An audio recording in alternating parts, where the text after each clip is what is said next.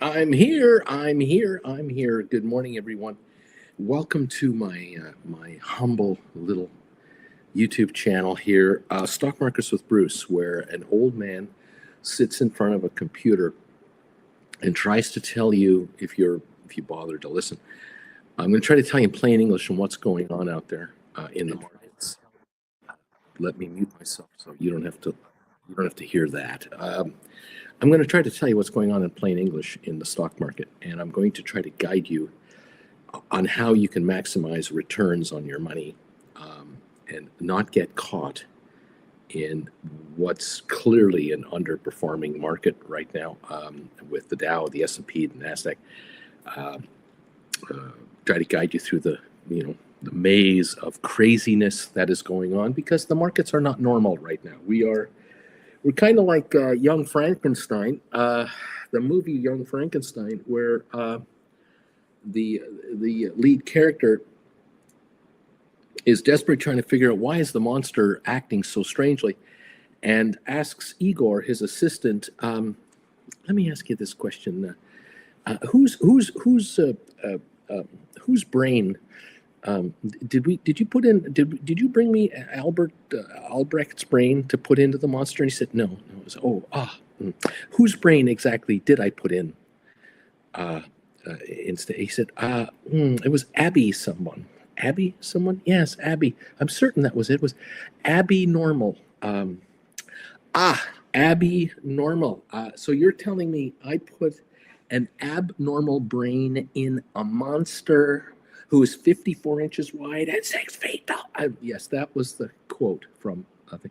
Well, that's what the market is doing right now. The stock market has a brain implanted in its body that does not belong there. And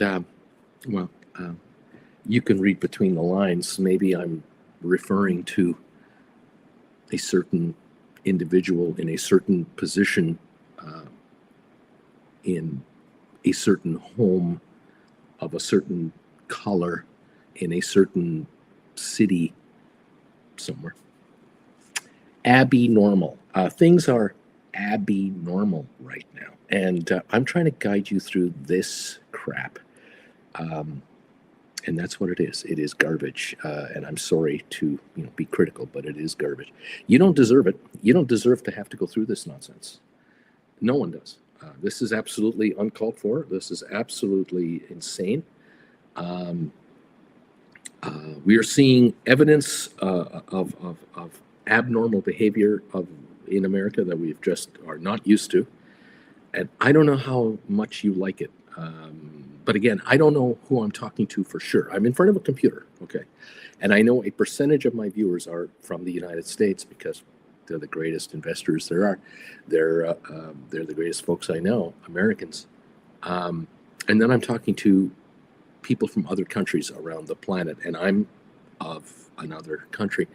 And so I'm on the outside looking in at stuff I don't recognize. This is not normal to me. I have never seen a celebration, an absolute victory lap being celebrated on live television in the Oval Office of an individual who I don't know, I'll never know, I've never heard of before, an individual who was sent to a maximum security prison in a third world country. And despite the fact that the Supreme Court of the country is telling the government, get him back because he shouldn't be there. And in that office is the president of that third world country, along with the leader of this country. And the president of that third world country says, I don't have the power to bring that guy back, and I wouldn't want to anyway. I cannot believe I see this on national television, live, for the world to see. This is not the country I am familiar with at all. And all the handlers around these people are cheering them on. I am beyond blown away that is going on. But that's just, there's the rule of law, and then there's the rule of whatever, and there it is. I don't know. I'm just shocked. Then I see a picture. I don't know if you saw the picture, but I saw a picture of a gentleman who went to an office to go to his final interview to get his U.S. citizenship after being a resident in the country for 10 years with a green card. And when he got there to go to his final interview for his processing to become an American citizen, got jumped by masked ICE agents and was arrested and escorted out in handcuffs. No charges, no due process. This guy went from about to become an American citizen to now is in a facility somewhere, I don't know, and is going to be flown to I don't know where. Just like that. I don't get it. I don't get it. This is I'm not used to this. As an outsider, it is scary to see. As an insider, I don't know how I would feel as an American. I'm not an American. There are those on the right who say terrorists don't belong here. And what worries me is your opinion about one issue versus another person's opinion about an issue.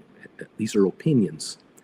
Makes one person think the other one is a terrorist rather than someone with an opinion. And when we get to that, this is a breakdown of, I think, what America is about. Free speech, one man has a vote, freedom from government, freedom from tyranny. I just don't know. In any event, the markets are reflecting that as well. And this is where you investors need to get this through your skulls. And many of you do. I'm talking probably to 10% of my audience. I don't know. I hope I'm talking to 1% of my audience. I hope I'm talking to no one. The market is judging America in every aspect of what America is by whether it's buying into the American stock market or not. Part of the deal when investors invest in stock markets and companies is they decide whether or not to invest into businesses that are based in the countries they're based in. So if you feel queasy about what's happening in a country overseas, you're not going to buy into their stock market. You're not going to invest in their businesses. You're not going to. You might not even go over there for a tourist holiday. You might beg your children on spring break, do not go to this country for spring break because they've been arresting 18-year-olds who get drunk and blah, blah, blah, blah, blah. Again, this is just generic crap I'm talking about. But when it comes to investors around the world, they're looking for a safe haven to invest into where they know they're getting a fair shake and they have a fair possibility of making money. And right now, the United States is paying a dear price, a terrible price. America is getting the crap kicked out of it in certain areas, and most Americans don't see it in their newsfeed and or their hometown. They don't see it happening to them. It's happening just out of your peripheral vision, where really bad stuff is going on that is going to affect every American and anyone investing in America. What is it I'm talking about? The collapse of the US dollar. I'm not talking about the stock market per se. I'm not talking about the price of oil. I'm talking about the US dollar is getting the crap kicked out of it right now. And that is happening and has been happening for a couple of weeks, and no one is talking about it because this is an admission of failure. And nobody in America is going to talk about them failing. I mean, the administration is talking about a golden age for America happening right now. It's just going to be great. Take a look at this little chart here. I pulled this up about 15 minutes ago, and I'll just show you what this is. This is the euro. This is the currency in Europe that the major economies of Europe use. And if you go over here to the over to the right here where it says, you see on the bottom, it says $1, and you see January 27 down there. That is where the US dollar and euro were, where in January of this year, you could have purchased a euro for about $1.03 US. So if you had $1.03 American, you could buy a euro.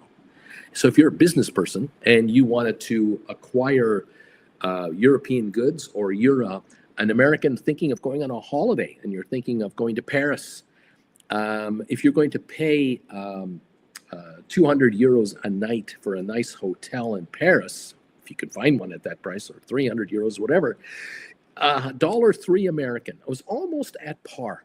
Now come all the way over here to April 7th to the right side, and you'll notice that the euro is over $1.13. Now, this is just in 3 months. This is 90 days. So now we're talking 10 euros, 10 cents more, which means a 300 euro hotel room was going to cost you $309 a night American. Now you're going to pay $340 a night for a hotel room in 90 days. Look at this chart here. This is 1 year. This is the entire calendar year from a year ago here, from now. So back in May of last year, April last year, look at it, 106 so roughly, went up to 110 there in September. It got over 110 in late September, October, and then the election happened on the 8th or 4th of November, if I recall, and look at it start to drop. The Trump trade kicked in. All the optimism about doing business with America was at fevered highs. Stock markets were at all-time highs. Look at the euro plummeting against the American dollar. And that was early January. And now look at this reversal. And this is brutal. This is a complete collapse of the American dollar. This is not good. Now, some will say to you, oh, no, this is good because it means American goods are cheaper for Europeans to buy. See, this is great. As an American exporter, if you're a businessman in America and you're trying to sell stuff to someone in Stuttgart, Germany, they don't have to pay as much. Well, except for the fact that there are these tariffs that have just blown everything out of the water. For Americans coming to Germany or France or Italy for the summer, a week holiday, a 2-week holiday, a cruise in the Mediterranean, whatever, and then you want to buy a coffee at a coffee shop in Paris, you want to buy a baguette, you want to go for a restaurant, eat a nice meal, go to the Louvre, pay for your admission.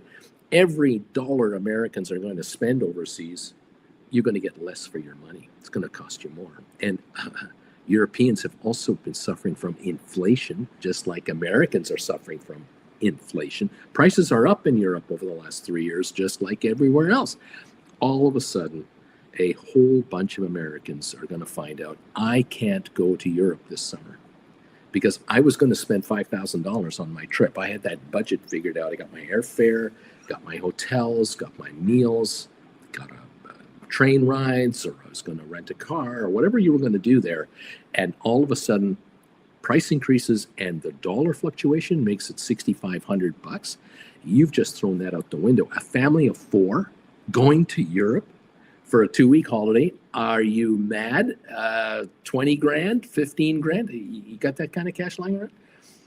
So Americans are suffering from a loss of standard of living. The American standard of living is on the down track. The British pound is at 3-year highs.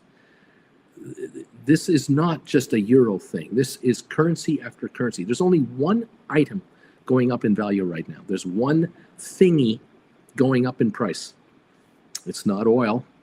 It's not the stock market. It's gold. Gold is the only safe haven that Western investors trust in right now. And they're buying up gold. It's not up dramatically today. It's up $6-7. But it's at 32, 33. And gold was at 3,000 last week at one point. 2 weeks ago, it was under 3,000. That's where the money is going to protect itself because you don't trust the American Treasury. People are not trusting American bonds right now. They're selling American bonds. The U.S. 10-year note is higher in interest. It hit 4.5% last week at one point on a spike. It's settled back a little bit now. The U.S. currency is under attack at every angle, and that includes stocks. And that is where I come in with you. You're watching me, you're an option writer, and you're saying to yourself, he always does this. He always talks about all kinds of other stuff, but he doesn't talk about option writing until later in the show because he has to give us this world thing. And I hate him for it because I don't like his political leanings. I don't like the fact that he's talking badly about my country if you're an American. But then you say to yourself, but the guy makes sense that, well, yeah, okay, if the American dollar is being dumped by foreigners and the U.S. investments are being dumped and the treasuries are being dumped, where would the money go then? It has to go somewhere. Well, it goes into gold to sort of park it for now until we figure out what the hell is going on. And part of the money, some of the money is being repatriated back to Britain, back to Europe, back to individual currencies like the Swiss franc. Have you seen the Swiss franc climb against the American dollar in the last week and a half? Shocking. A trip to Zermatt for Jennifer and I is way more expensive this year than last year. Ridiculous. Canadian dollar is up against the American dollar in the last 3 weeks. Yes, a little bit. We're up 72 cents now instead of 69 cents. But we've lost against the Swiss franc too. The Swiss franc is really surging against all the big currency. The yen gaining against the American dollar. All kinds of currencies are kicking America's ass because dollars are being dumped. People are not impressed with America right now. And yesterday's imagery, coming back to the imagery being shown to the world that the administration is promoting.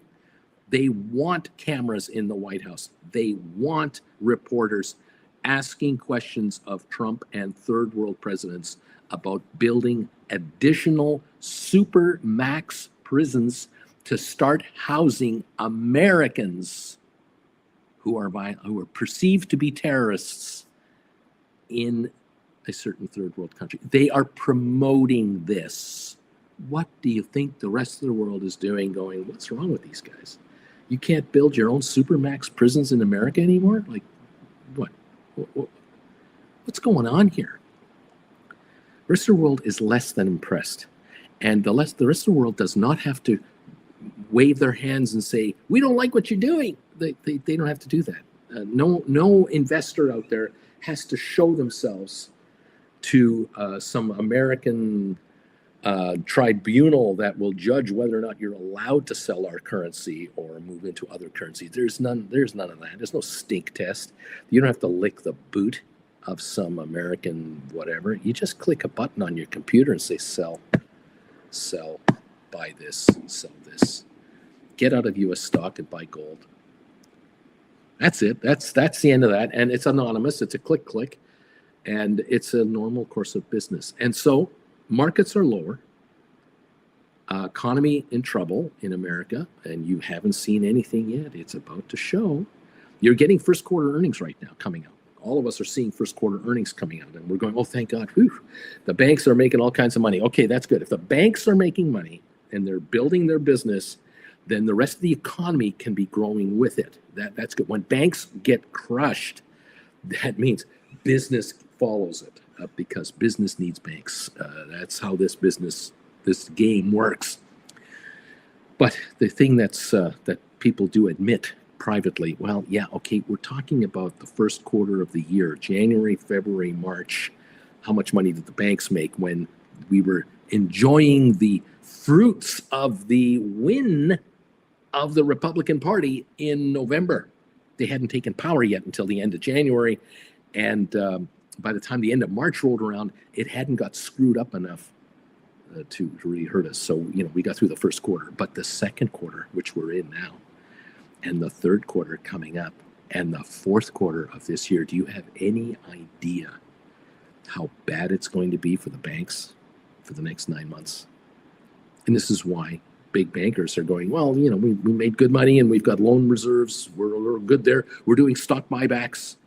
They're doing all the talking to keep the stock price going higher.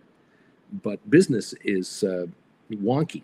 And the question is, who's going to get hurt the most and who isn't? This week, I told you yesterday, the game has begun. The tariff exemption game is on full swing right now. The tariff exemption, special exemption game is underway. You're hearing all about it now. Now we're talking automobile parts might be not subject to really bad tariffs because we need to give the auto sector time to create the United States. Are you hearing this talk? Are any of you listening to this crap? I've been telling you this for months. You're going to have, what, 5,000 factories show up in the United States in the next 3 months to make everything from soup to nuts to avoid tariffs. Think again. Wake up and give yourself a dope slap. Will Smith, where are you? So many people are drinking Kool-Aid out there. It's ridiculous.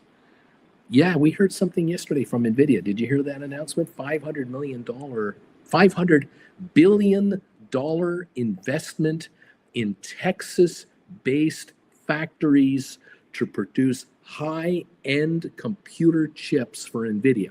That's a mouthful. But did you listen to anything after that, or did your 8-second attention span stop you? Because if that 8-second attention span is hitting your brain, you're in big trouble, because the next 8 seconds that came out, we heard the talk about, well, yes, we're going to build these brand new state-of-the-art world-class factories with robotics. We're going to build the most modern robotic generated manufacturing centers of all mankind. Okay, where do the robots come from? Who's building those? Well, they're made in China. They're made in Germany. They're made in France.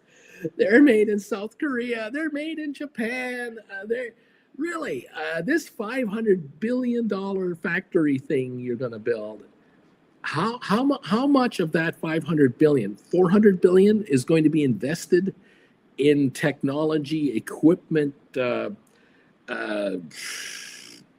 made overseas? Because America doesn't make this stuff. America designs it. America thinks it. America architecturally produces it, engineers it, but it doesn't make it. Where is this going to happen? How? And then when the factory is open, what is it, 5 years from now, it'll be finally done. How many American jobs will be in that plant on a per square foot basis compared to how many Americans used to work in factories on a per square foot basis? The old Maytag washing machine factories and the old Zenith television assembly lines and the old General Electric radios and the old GE fridges and the dishwashers and the stoves and all the stuff that used to be made in America, the Curtis Mathis television made in America. They used to employ millions of Americans in these factory jobs, many of which did not require a high school diploma. Many factory workers had high school diplomas, but that's all they had is high school diplomas. And really, when they came out of high school, were these honor students? Were these the top of the class students that had factory jobs? I don't want to insult anyone, but in Canada and America in the 1960s and 70s and 80s, when they were working factory jobs, when many millions of Canadians and Americans were working in factory jobs, bragging was going on. There was bragging going on amongst 18 and 19 and 20-year-olds who said, as soon as I graduated out of high school, my parents said, you're on your own. I'm only responsible for you until you're out of high school, and then you can do what the hell you want.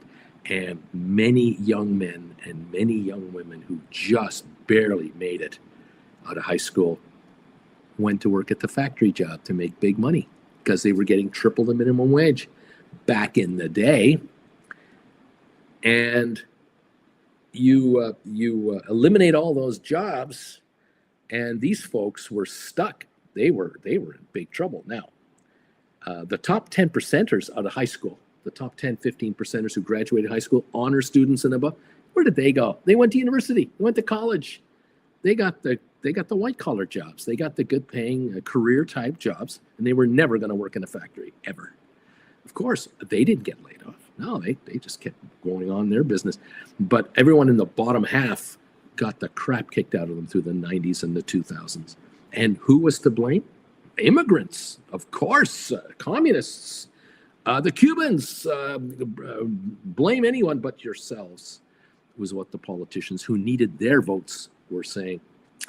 And away we go. This never ends. This never ends. This will never stop. Okay.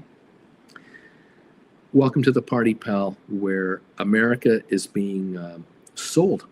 America is being sold by foreigners. They're not rushing to get in. They're not rushing to fly in. Have you noticed that arrivals from foreign countries into the United States are way off? Have you noticed, I don't know if you heard, 70% of airplane seats coming into the United States between now and October are empty. Canadians are not coming to the U.S. this summer either. The snowbirds went on strike first, okay? I can tell you around here, in this complex where I'm in Rancho Mirage, there's a lot of empty condos right now that should be full. It's Coachella Fest right now. Coachella is on. We should be brimming with tourists everywhere. There are condos all around me that are dark. They would be rented, but they're not. I didn't make it happen. I'm just saying. Canadians are on strike. They're not coming to the U.S. this summer either. And now all the way to October, not happening. Europeans, the numbers are off 25 to 40%. Holidayers thinking of coming to the United States for a holiday this summer, not coming. Why? What is the problem? American dollar is down. It's cheaper to come to the U.S. this summer than last summer. You'd think America business would be booming. There's one word that is holding up visitors to the United States. One word. And it's across the board. Doesn't matter if you're a 1%er, a 5%er, a 20%er, a barely able to afford to come to the United States. There's a lot of people not coming to the United States right now for any reason whatsoever. One word, 4 letters long. Fear. That's it. Fear. It's not Trump. It's not the Republicans. It's not MAGA. It's not Make America Great Again. Fear. The first person that visitors have to encounter when they land in the United States at an airport or if they cross the border in a car, the first American you run into, the border guards. And these guys have been jacked up. They have been told by their bosses, ramp it up, baby, ramp it up. You guys are going to be rewarded to make it really icky to cross the border in many more cases. And I pity anyone coming into the United States that isn't white as snow. If you ain't white, you are going to have perhaps a really tough time crossing the border into America. And there are Germans going, I don't want to even bother coming in. I don't need this shit. French? Why? Pourquoi? Why would I bother? Brits? No thanks. And then you think about Syrians, Turks, thinking about people from countries that are not crimson white in complexion. Yuck. I don't want to say this about America. I don't want to talk like this. I don't want to mention it. But the reality is reality, and the numbers are ugly. Fear is keeping people out of the United States because they're afraid of what's going to happen when they get there. Not when you get to the Empire State Building. It'll be great when you get there because you'll have a sigh of relief. I'm in. Okay, I made it in. But the horror stories that we're seeing and we're hearing about, people being detained at borders, the horror stories of what we see in the White House Oval Office, the horror stories of what we see of students being picked up off the street and taken away in unmarked vans that have green cards, that have done nothing wrong. They have not broken a law, and they've disappeared. They've just vanished. This is third world spy stuff. This is spy fear mongering going on, and it is having an effect, and it's going to cost America dearly in the tourism department, unfortunately. And of course, like I said, business. It's not good for business. Sorry, I'm just a guy plain English telling you what I see going on. That's all I'm doing. Jan and I have not had a visitor come down here from Canada. We're here 5 months. We had our daughter here for 3 days in January. She came down for 3 days, and no problem. It was great. But in the last month, there were people we were kind of thinking would come and see us.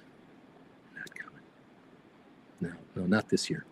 We're not going to come down this year, is what they're saying to us. Well, we've changed our minds about coming down. They're not going to Phoenix. They're not going to LA. They're not coming here. They're not coming down.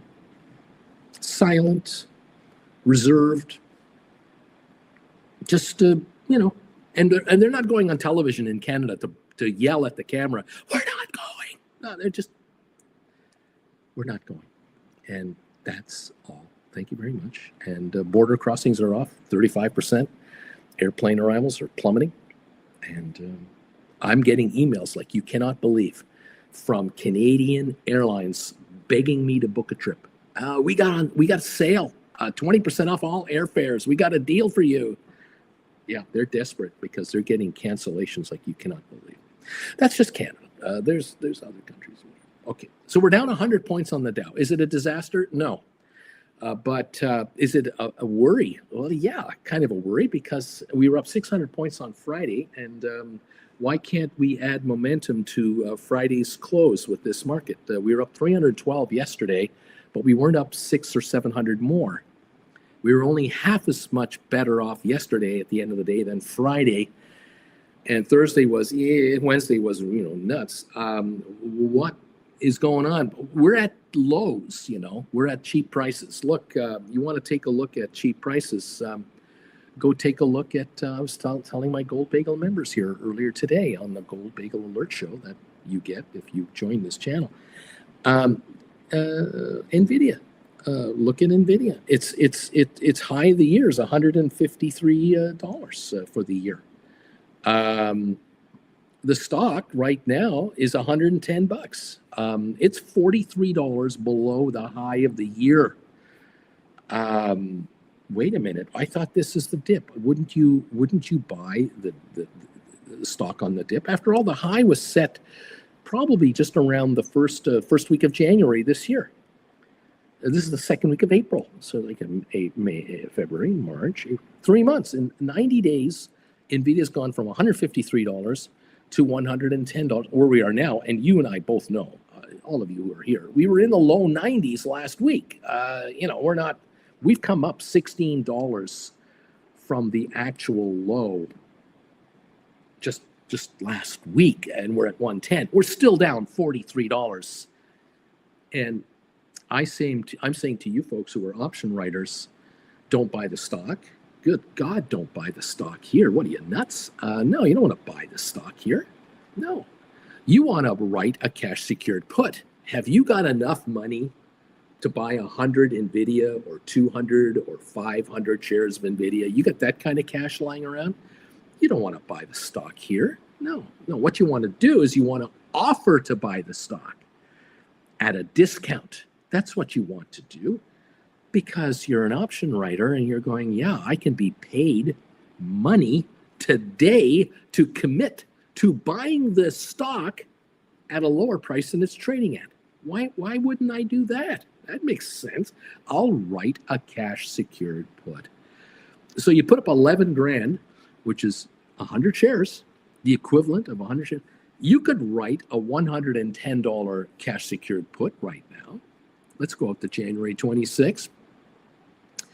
You could, but I wouldn't do that. But if you did, even if you were offering to buy the stock at $110, where it's actually trading at, investors, gamblers on the option market will give you almost $17 in cash per share to offer to buy the stock for what it's trading at right now. Now, you've got to be looking at me going, Uncle Bruce, I like your channel, and I like how you rant away, and your looks are ridiculous. You have no hair, white, whatever it's like. You don't look all that great. So I listen to you more than I watch you. But look, man, you're fun and everything, and you're cute and all with these comments and all this stuff. But I got to ask you, buddy, why in God's green earth would I buy the stock at 110 bucks a share when you say don't buy the stock, just write a put option instead at 110 bucks until January 26, which is 7 months from now, roughly. And you're telling me I'm going to get $17 a share to do that? So you're saying I put up 11,000 bucks here. I put up $11,000 and I'm getting 1,700 back right now in my hand. This afternoon, when I close when the market is done, I look at my account and it'll say that 11 grand you had is now committed to buying 100 shares of NVIDIA at 110 a share. That's 11 grand. And over here, you have 1,700 in cash for the pleasure of buying the stock at 110. And I can keep this money. This is my money. If someone says to me, you're on, I'm selling you 100 shares of NVIDIA for 110 bucks a share, you're looking at me saying, Uncle Bruce, are you telling me I get to keep the 1,700 freaking dollars? I say, yes, you do. And then you're doing the math going, okay, Bruce, I'm not a genius, but I figured something out. I think there's a little game going on here. This game where I just bought this stock for 110 bucks a share, but I got 1,700 to do it. So if I take 1,700 off the price that I just paid for this stuff, aren't you saying to me, without saying it, but you're saying it, I'm only paying $93 a share for this stuff? And I'm sitting here telling you in plain English, yeah, you can buy NVIDIA for $93 a share right now. Well, wait a minute. There's got to be a catch, Bruce. Come on. This is too easy, man. I mean, come on. I voted for you-know-who, and I'm pretty smart because America's going to be great again.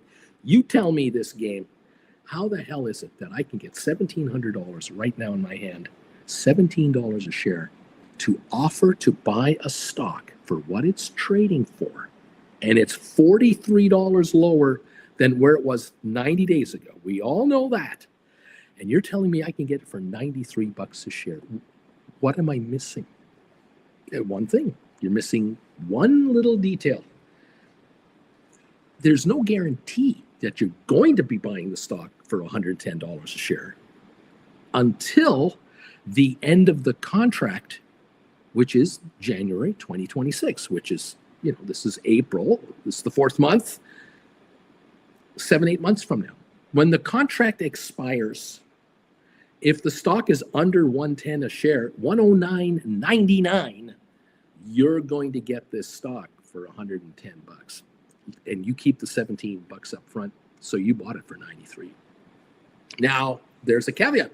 It's possible that next week, tomorrow, you might get a notification from your stockbroker that says, hey, that 11 grand you got over here? It's not there anymore. In its place are 100 shares of NVIDIA. You bought 100 shares of NVIDIA last night at 110 bucks a share. But over here, you got $1,700. That's your money, buddy. So you used to have $12,700 in cash.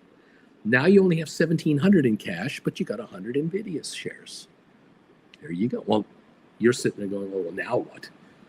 Uncle Bruce, what the hell? On the one hand, you're happy because you're going, well, I'm only paying $93 for this stuff. On the other hand, you're not happy because, well, you had $12,700, and what you were really hoping would happen was that the stock would stay at $110.01 a share, or $112, or go to $115, and that this put contract that you sold for $17 would go down to $10 or $8 or $5 between now and January, based on where the stock is in the meantime. And your thinking was, I got $1,700 for this put contract, and as soon as it goes down to $500, I'll buy it back. I'll give $500 back to the market, keep the $1,200 left over, and I got my $11,000, and I won't be on the hook to buy any stock. I'm a happy camper, and I never owned NVIDIA, and I don't care about NVIDIA if I own it or not. I had 11 grand. I added 1,700 to that. I took 500 back, and I've now got $12,200 in, say, 3 months. And I just made $1,200 on my 11 grand in 3 months. That's a very good percentage return on my money. That's what you're hoping would happen. But if the stock stays at 110, 110, 110, 111, 109, 112, 108, 110, right in here, this contract is going to be $17, and a month from now it'll be $15.50, and a month later it'll be $14. It'll slowly come down, and you will make money on your money, but you will make the total $1,700 by the end of the term, which is 7.5 months from now. You could do that. You could write a $100 put contract and say, I don't want to pay 110. I'll just pay 100. How much can I get for that one? Why don't I just do the $100 contract? That's $10 behind the market right now. You would get paid about, 100, let me take a peek here. January 26, here we go. If I recall, I think it's $12. If I'm not mistaken, I think you get about $12. $100 put, yeah, $12.50. $12.45, 12. So you get $1,250 to pay 100, which means you're paying $88 net. If you're going to get 12 now for a $100 contract, you're paying 88 for the stock. Do you want to write a $90 NVIDIA where you put up 9 grand? You will get almost $900 for that $90 contract. That's a 10% return, and in effect, you're now paying $80 for the stock. Now, you may have forgotten something that I said a little earlier this morning. The stock was $153 early January for the high of the year. 153.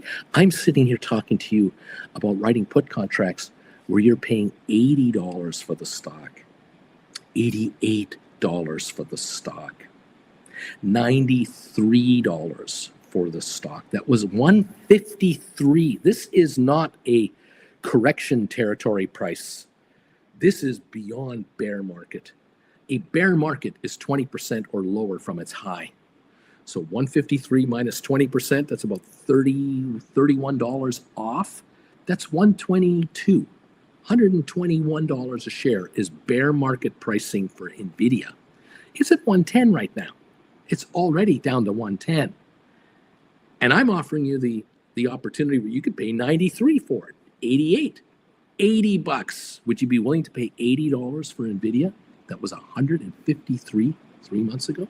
Is that a bargain to you? And that is a so-so trade in the option market. That's an okay trade, but that's not the really good one. You're sitting there going, you keep coming up with these crazy schemes. What are you talking about? What's wrong with taking 10, 12, 17% on my money up front in cash right now? What's wrong with it? There's nothing wrong with it. There's absolutely nothing. If you've got a margin account and you've got the crap kicked out of you in the last few months on the market, and your investments have gone from $150,000 down to $100,000, then you could turn around right now and take $110,000 and add $17,000 to that money right now, and you're back to 127 because you wrote a 110 cash secured put on NVIDIA at 110 a share, good till January 26. There's nothing wrong with that move. That's $17,000 into your account. It's a recovery. Yeah.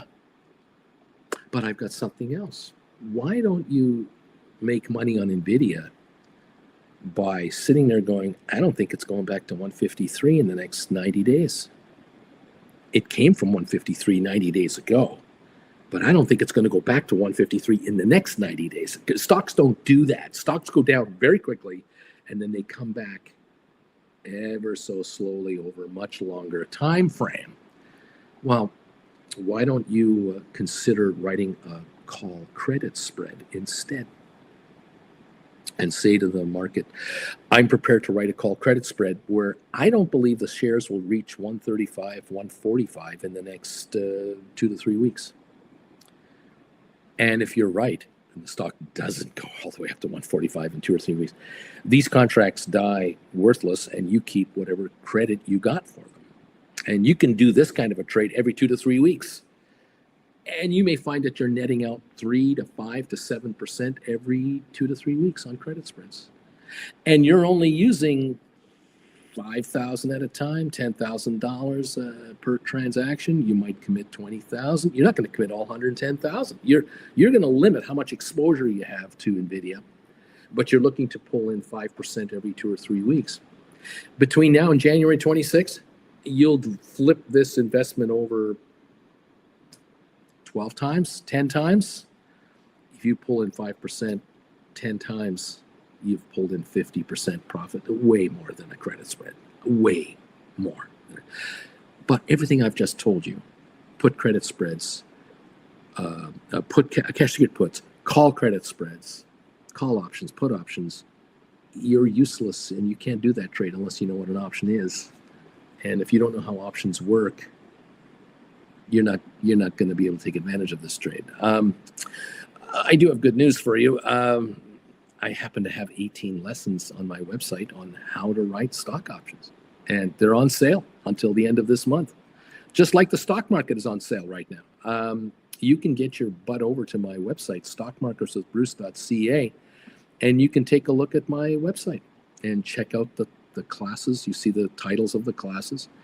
I suggest, if you want to get 4 for the price of 3, take lessons 1, 2, 3, 4. Open up a practice trading account with your favorite broker and start writing options in a practice account. You can just follow what my viewers tell you they're doing and do their trades and see if this works for you. And if you like what you see, and you've taken the first 4 classes before the end of this month, you might grab the second 4 on sale again before the month is up, so that you now have at least 8 on sale, and you're going to learn about call options and put options and poor man covered calls and option spreads. You get lessons 9, 10, 11, and 12. You're going to learn about rollovers and psychology of this market. You're going to learn a lot about the stock market you had no idea existed. All in plain English, no tests, no quizzes, no trick questions, and you'll find it pretty easy to understand. If you can handle the viewers, you can handle my commentators here, you can handle my lessons. And away you go. Giddy up, everybody. Welcome to the party, pal. It's time to make money in this market, even as ugly as this market is, and as unappealing as this market seems to be right now, and as ugly as things seem to be getting in the United States. You can make money, really good money. You don't have to abandon this market, but you have to play it smart. And you have to play it from an angle where you reduce all your risks against this market. You've got to go to the point where I don't even own stock, Bruce. I don't own any shares of any company whatsoever. And yet I'm a fan of Sofi. I love GameStop. I love NVIDIA. I think Apple will come back and do great things. America will be great again. But you don't have to own a single share to enjoy this. You don't have to own a single ETF to do this either. Now, if you have a retirement account, 401k, an IRA, an RRSP in Canada, whatever you have in Germany and England and Netherlands and Belgium and France and Italy and wherever you live in Japan and South Korea, whatever you've got, you might be limited to certain types of trading inside your retirement accounts. And at least the one thing you can do in the options business, in the options arena, is you can write covered calls on your stocks. I'm pretty sure that is global. I'm pretty sure. So yes, Americans, Canadians, for sure, you can write covered calls on NVIDIA or on other stocks you own inside your RRSPs. And hey, you own 100 NVIDIA shares right now. You own 100. You buy 100 today. You actually buy the damn stuff because you have a retirement account. You just paid $11,000 to buy 100 shares of NVIDIA. You could be a writer of a $110 call option on NVIDIA that expires in January 2026. You could actually consider doing that, and you would get paid money up front. You'd get paid cash up front to do this. A $110 call option that expires in January 2026 will pay you today $21 a share. In other words, you put up 11 grand to buy 100 shares, and you can get $2,100 in cash for the pleasure of doing so. In effect, you're sitting on 11 grand worth of stock and 2 grand worth of cash. And you're on the opposite side of this market. You're going, buy my stock from me anytime you want.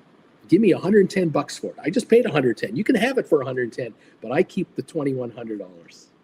And that stays in my retirement account. And that is $2,100 against an $11,000 purchase. That's almost 20% on my money between now and January 2026. Uncle Bruce showed me how to do that. You got enough money to buy 1,000 NVIDIA shares? You can do 10 of these contracts.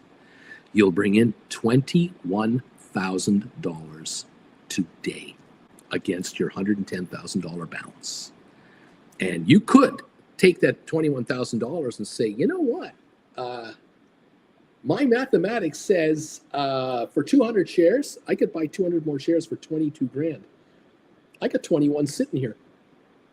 Do you have a couple extra $1,000 in that account? Did you have like 115 grand lying around? You spent 110 to get the stock. You still got 5 grand left over, and now you got 21 more. You have $26,000. You could buy 200 more shares for 22 grand, and write 2 more contracts for 2,100 each, 4,200 more into your account, and leave that with a cash balance right there. And now fold your arms and say, "Take me out. I dare you to take me out." Now, if the stock was to 120. You might get exercised. Someone might say, "I'm taking your stock from you for $110. And you'll go, "Okay, great. 110 for the stock. I got 21 a share in premium. I just sold this stock for $131. It's trading at 120. Okay, I just got 130 for it. I'm sitting on a mountain of cash." Guess what you're going to do? You're going to buy back 1,200 shares.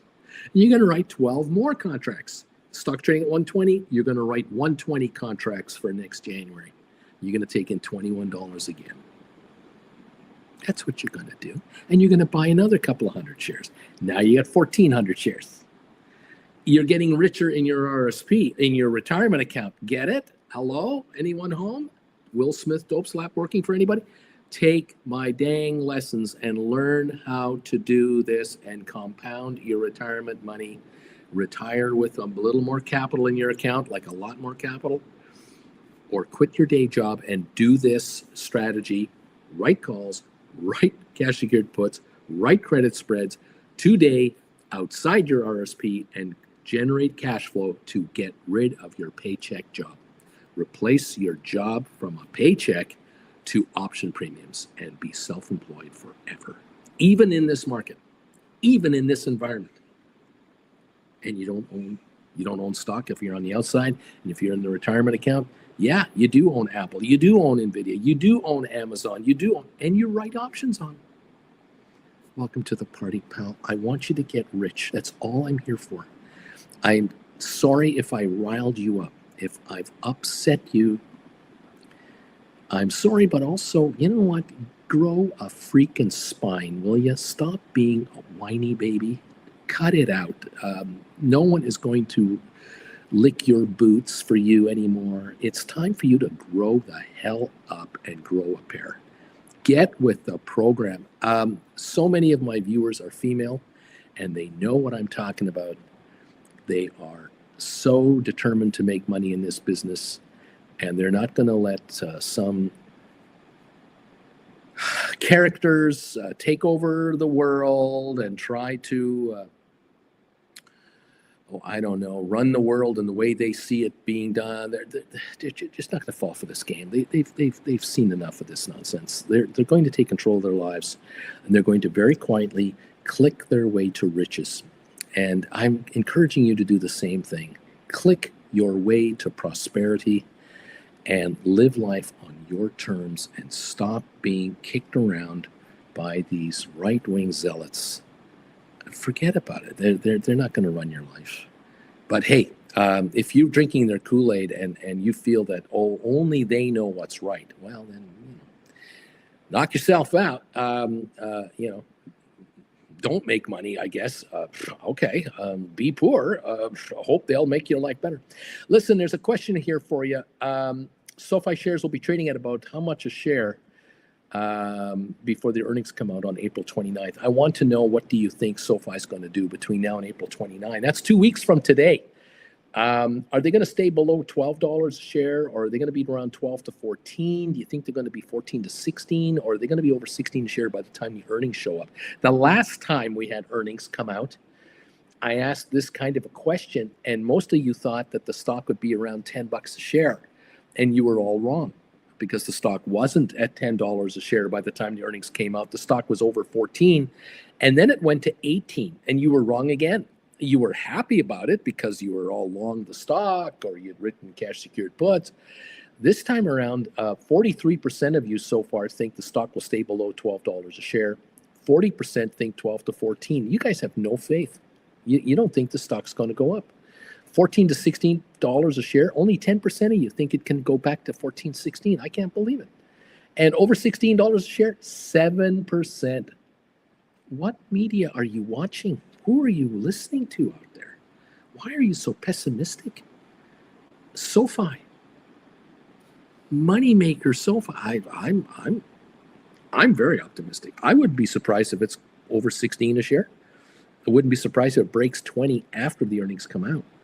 But then again, I'm just a guy in front of a computer who isn't much to look at. So, we got to give you that. I will admit. Depeche, hey, I've been a member of this man's channel for 12 months, celebrating my 1-year membership anniversary. Invest in yourself and buy the classes.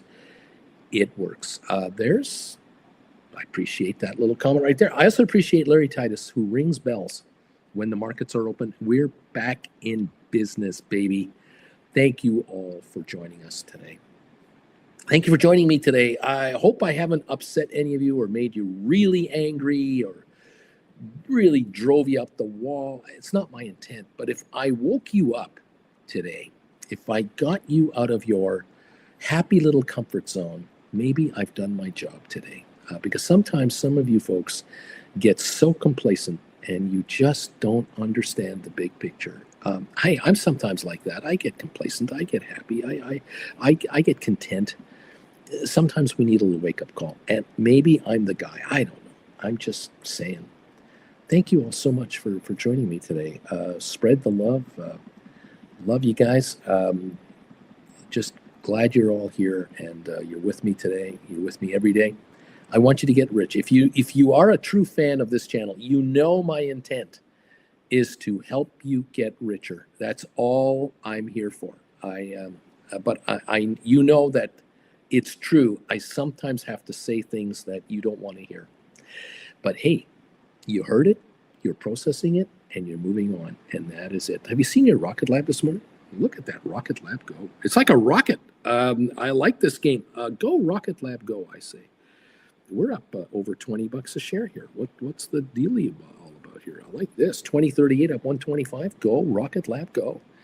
SoFi 1090 up 8. GameStop down 9 cents. What else going on here? Spire up 4 cents or down 4 cents. Apple's up 13 cents. Tesla down 358. Microsoft up 85. Google up 56 cents. Amazon down 121. Nvidia up 153 to 112. Look at that stock go. Meta up 17 cents. Good morning, everybody. Supermicro up 62. ASTS up 19. AI down 31. Palantir up 123. MicroStrategy up 281. Unity up 23 cents. Goldman up 665. Cisco up 34. Netflix up 24.68 a share. Pfizer up 20. Yeah, IBM's up 56 cents. Thank you, everybody. Welcome to the party. Vanik is up 250. Adobe up 370. We got some green showing up here. Thank you very much. Let's get on with the party, everybody. Like I said, I only want you to get richer. That's all there is to it. That's my entire operandi, whatever that word is, whatever the expression means. Otis, I don't even know how to say that. I can't say it. I just can't say it. Sofi up to $10.97 now at 15 cents. We need Sofi to $15 a share so that people around here won't be so gloomy. We need it to pop. So let's go, Sofi. Give us a $2 gain today and another $2 tomorrow. And people will go, oh, I'm so happy being here. I love this channel. I love this stock. I love this is how it's going. Juan, neat. I love Crazy 49er. You've made me so angry today. I'm gonna make money on trades. I'll show you, you son of a bitch. Watch me make money because of you. Anyway, welcome all. Yes, go. Rocket Lab says, Doug, let's run this baby. Might have to buy back, Jeff says, my $15 Rocket Lab cash secured puts. I sold those yesterday. This sucker is falling. This is great.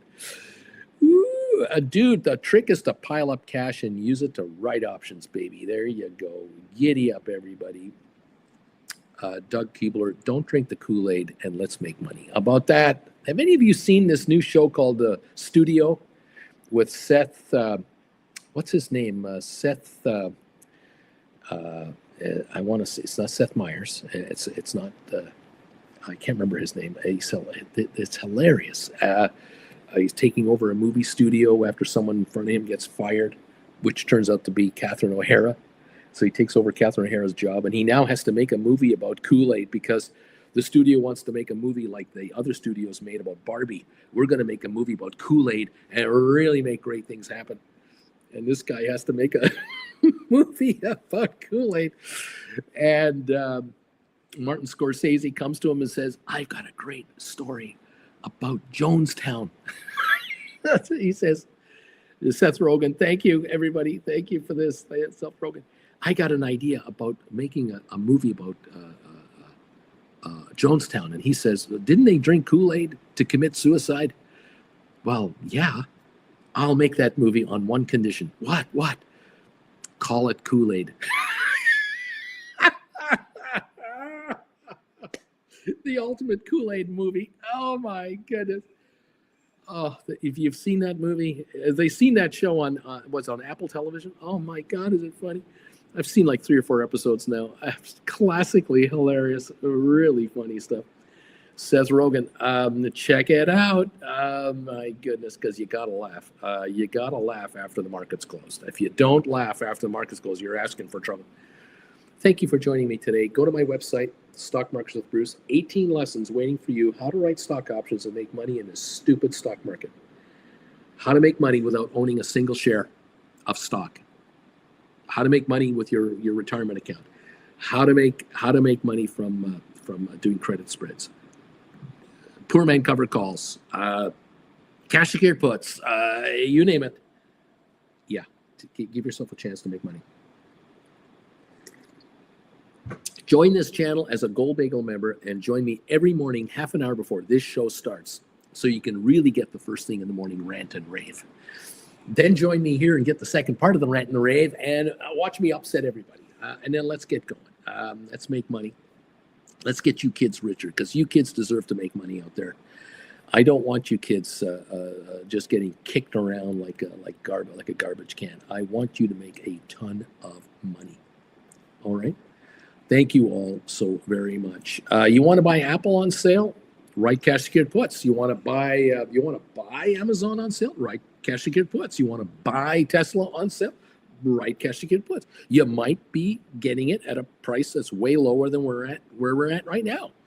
And you buy at the low and you sell higher. That is the strategy of the market. If you want to be a buyer, you want to be a traditional shareholder of stock, then write cash secured puts to be a holder of stock. Absolutely. Oh yeah. Up to you.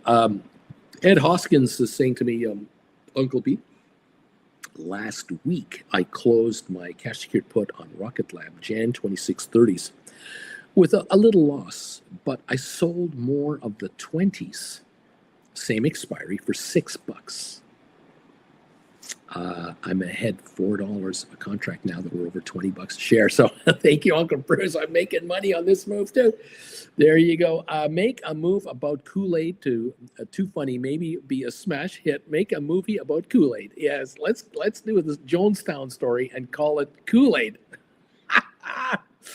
Modus operandi, Haustergaard, you're listening to my show. I really appreciate you. Dude, you're listening to my show. I appreciate that. I can't remember these terms sometimes. AJ, speaking of making money, Friday I sold my first call on GameStop. What do we got here? Now, I don't understand what you're talking about. You sold your first call on GameStop. I was put at 24.40. Jan 30 covered call, got 644, not too shabby. So you were paid. You did the trade at when the stock was 24.40. You wrote the $30 covered call, and you got 640 for the covered call. So you got $640 to offer your stock at $30, which means you're willing to sell it $36.40. Not too shabby. I say yes, not shabby at all. Giddy up. GameStop $26.98 right now. And you wrote that you're doing just fine. Modus operandi. Thank you so much. Doug says that show studio is freaking hilarious. Yes, it is. It is so funny. Each episode is its own little story inside the studio with Seth Rogen as the head of the studio, having to make on-the-spot decisions. Oh, hilarious. And the characters around him, oh my goodness, the cast of characters, the craziness, and then these cameos from some of Hollywood's best. Fabulous. Absolutely. You're going to love this hilarious show. It's like, what are they, 30 minutes long or something like that? And they're just, it's quick, fast, funny. Oh my goodness. So good. AJ, I had a cash secret put on it first, got assigned. Total it cost to me was $24.40. Now I'm writing a $30 call on it, getting $6.40 on the cover. Uncle Bruce, you know what? Your cost on that GameStop is $18. That's what that stock actually cost you when it's all said and done. $18. If they take it off you at $30, you bought it for $18.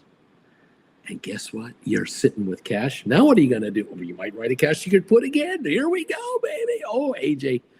You're learning how to make money because you probably are hanging around here a while. You may have taken a few classes or a lot of classes, and you're hanging out with this group right here. If you out there want to give yourself a leg up on option trading, and you become a Gold Bagel member because you know every morning you're with me a half an hour before this show even starts, and you're with me every Wednesday night at 7 o'clock Eastern, and you're saying to yourself, Bruce, I not only want to be a Gold Bagel member, I want to take your classes, I also want to be on the Discord chat group. Send me a private email at brucefrommert@hotmail.com. Tell me your name. Bruce, I am known as Doug so-and-so, Dude Face, whatever. I'm a Gold Bagel member. This is my name. As a Gold Bagel member, send me an email. I'll send you the link information to become part of the Discord chat group. Now you can hang out with other Gold Bagel members 24 hours a day, 7 days a week, and talk options. It pays to be part of this family. It pays. But you've got to make the first move. You got to join this family in a big way. You can't just hang out once in a while and think you know more than everyone else here and everyone else in the market. You're going to get your butt handed to you, and it's not going to be pretty. It's going to be ugly. And I get these emails from time to time that say, I should have listened to you, Uncle Bruce, but I thought this would be the way to go. And I'm in real trouble right now. Can you give me suggestions on how to get out of this mess? I get these emails from time to time. They are unnecessary, but I get them. We'll find a way to help you out if possible. We'll try to find a way to get you out of there. I don't know. Sometimes we take losses and move on. Sometimes we can write our way out of problems. But if you don't take the classes, you have no chance. You're giving yourself zero possibilities to improve yourself. So it's a question of, are you serious about making money? Like, are you like John McEnroe? Are you serious? If you're serious, you're going to take my classes. and you're going to become a Gold Bagel member, and you're going to join the Discord group, and you're going to be here, and you're going to be better at writing options and become more analytical and more deadly and more successful. And a year from now, 2 years from now, you're going to look back at these days and go, I can't believe I was such an idiot that I didn't start with his classes right away. What a moron I was. Thank God I did it. Because there are people here who will tell you again and again and again, I took his classes, I took his classes, I took his classes. I've had one-on-ones with this guy. I'm in the Discord group. I've been learning to be a better option. I am making a killing in this market. Why don't you people join us and make a killing as well? Well, up to you. Whenever you're ready. Savage of Wall Street, good morning, my fellow simpletons and degenerates. All this talk about making money gave me an itchy finger, and boom! I sold 4 $10 RXRX covered calls that expire Jan 26 for $1 stock at $5.80, and I'm raising cash. Okay. All right. Stock's at $5.80, and you just brought in $400 at $1 a contract to offer your stock at $10. It's trading at $5.80, and this is crazy. Pilot Savage, giddy up. Yeah, there's easy money. $400. You need some money? Write some calls. Way out of the money. Take some money. It's easy. If you own stock, you can bring in cash. You got a tax bill coming up, and you need 10 grand to pay a tax bill. There's ways to bring in $10,000 awful fast on writing options, you know. That's what the classes are for. You got to invest in yourself, man, to get something back. I'm just a guy trying to help you make money. That's all it is. It's nothing personal. I'm not trying to make you mad. I'm trying to make you rich.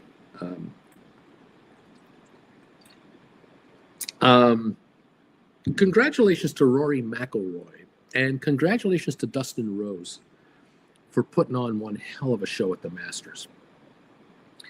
And just so you know, quite a number of folks enjoy the Masters every year. They fly in to Augusta at the municipal airport for private jets. They land in their private jets with their hedge fund people, and they attend social soirees and have a lovely time, and they go to corporate tents in Augusta National, and they get awful close to those players in the action. They love the Masters every year, and they're spending $50,000 in the week, $100,000 each for the week. I mean, you want to do this, you need mega dollars. Okay, well, I'm not talking about the top 10%ers of the world doing this. I'm talking about the 1%ers. There are folks, and many of them around the world, who fly in on private jets to Augusta from around the world and rent a house for $10,000, $12,000, $15,000, $20,000 for the week. Yeah, and they have their butler staff and their cleaning staff with them or hired. They have everything catered, all the bars, tabs looked after, and they're entertaining friends and clients and colleagues. And they're talking about how much money their hedge funds are making for them. And the operators of these hedge funds, some of them are with them. Some of these hedge funds are flying them in. Hedge fund operators that have billions of dollars under administration fly their top clients in on private jets to Augusta, put them up for nothing. Your money is no good here is what they say. Because they're making so much money for these people, writing options, and taking their 20% of the profits from writing options, that they themselves are multimillionaires many times over for these billionaires or 100 millionaires. And they're all enjoying Augusta, the Masters tournament. And they're all going to be in New York and Flushing, in Queens for the U.S. Tennis Open. They're all going to be at the Kentucky Derby. They're all at the Indy 500 if they want to do that. They're all at the Super Bowl. They're all in for the Final Four finals, or whatever that turns them on is where they're at. And this is America, let alone what happens in Europe and what happens in Asia. You want to go to the Monaco Grand Prix? No problem. You want to be on a yacht at the waterfront for the Monaco Grand Prix, in Monte Carlo? No problem. We'll fly you into Nice on the on a private jet. We'll jet helicopter you to the yacht, or we'll jet helicopter you to the area in Monte Carlo, and then you'll take a limo. We'll take you from a limo to your yacht. No problem. You got a guest? Oh, you want to bring your brother-in-law? You want to bring your sister with you? No problem. How many? Is there 4 of you? You pick who you want to bring with you, and we'll take care of you. We'll get you there. We'll wine and dine you. You'll see the race, and then we'll send you back home. And you can hang out there for like a week if you want. No problem. Welcome to the party of option writing that is going on above you. These are the folks up here above you. I'm trying to get you up there, closer to them, away from the bottom half of the economy. I'm doing all I can. I'm not trying to make you mad. I really am not trying to get you mad at all. Thank you, everybody. Doug, when you get assigned with your cash secured puts and turn right around and sell a covered calls on these super cheap shares, making nice dinero. You figured that out, did you? You did figure that out. Doug, when you did figure that out, that was the epiphany. That was one of those, oh, you mean I write a cash secured put and I get paid to do this. They exercise me. I keep the money I got for that. I get the shares. I write call options and I get that money up front on top of the money I already have. And my cost for the shares are here? What? Uncle Bruce, are you telling me that if I were to buy NVIDIA, in your example this morning, I buy this stuff, I don't even buy this stuff. Wait a minute. I don't buy NVIDIA. I write a 110 cash secured put and I get $17 a share. And I do get exercised on NVIDIA. So I'm into it for 93 a share. And then I immediately write a call option on the 100 NVIDIA that they made me buy. And I bring in $20 a share for the at the money call. Are you telling me that my cost on this stock is now $73 on NVIDIA? When it was $153 three months ago, I just got it I now own it for $73 a share. Is that what you're telling me? That's the epiphany. Yeah, there's an example of how you make money as an option writer around this channel. Are other YouTube channels showing you how to get NVIDIA at $73 a share? You let me know which channels show you that. I don't know. I don't know of any other. Okay, I plan on taking the classes. Okay, no job at the moment, so money is rather tight, but I'll get there eventually. Look, you can make more money writing options than it costs you to take the lessons to write the options. Just get your life priorities set. Make adjustments at the house. I don't care how you do it. Figure out a way to do it. Sacrifice some things for a while.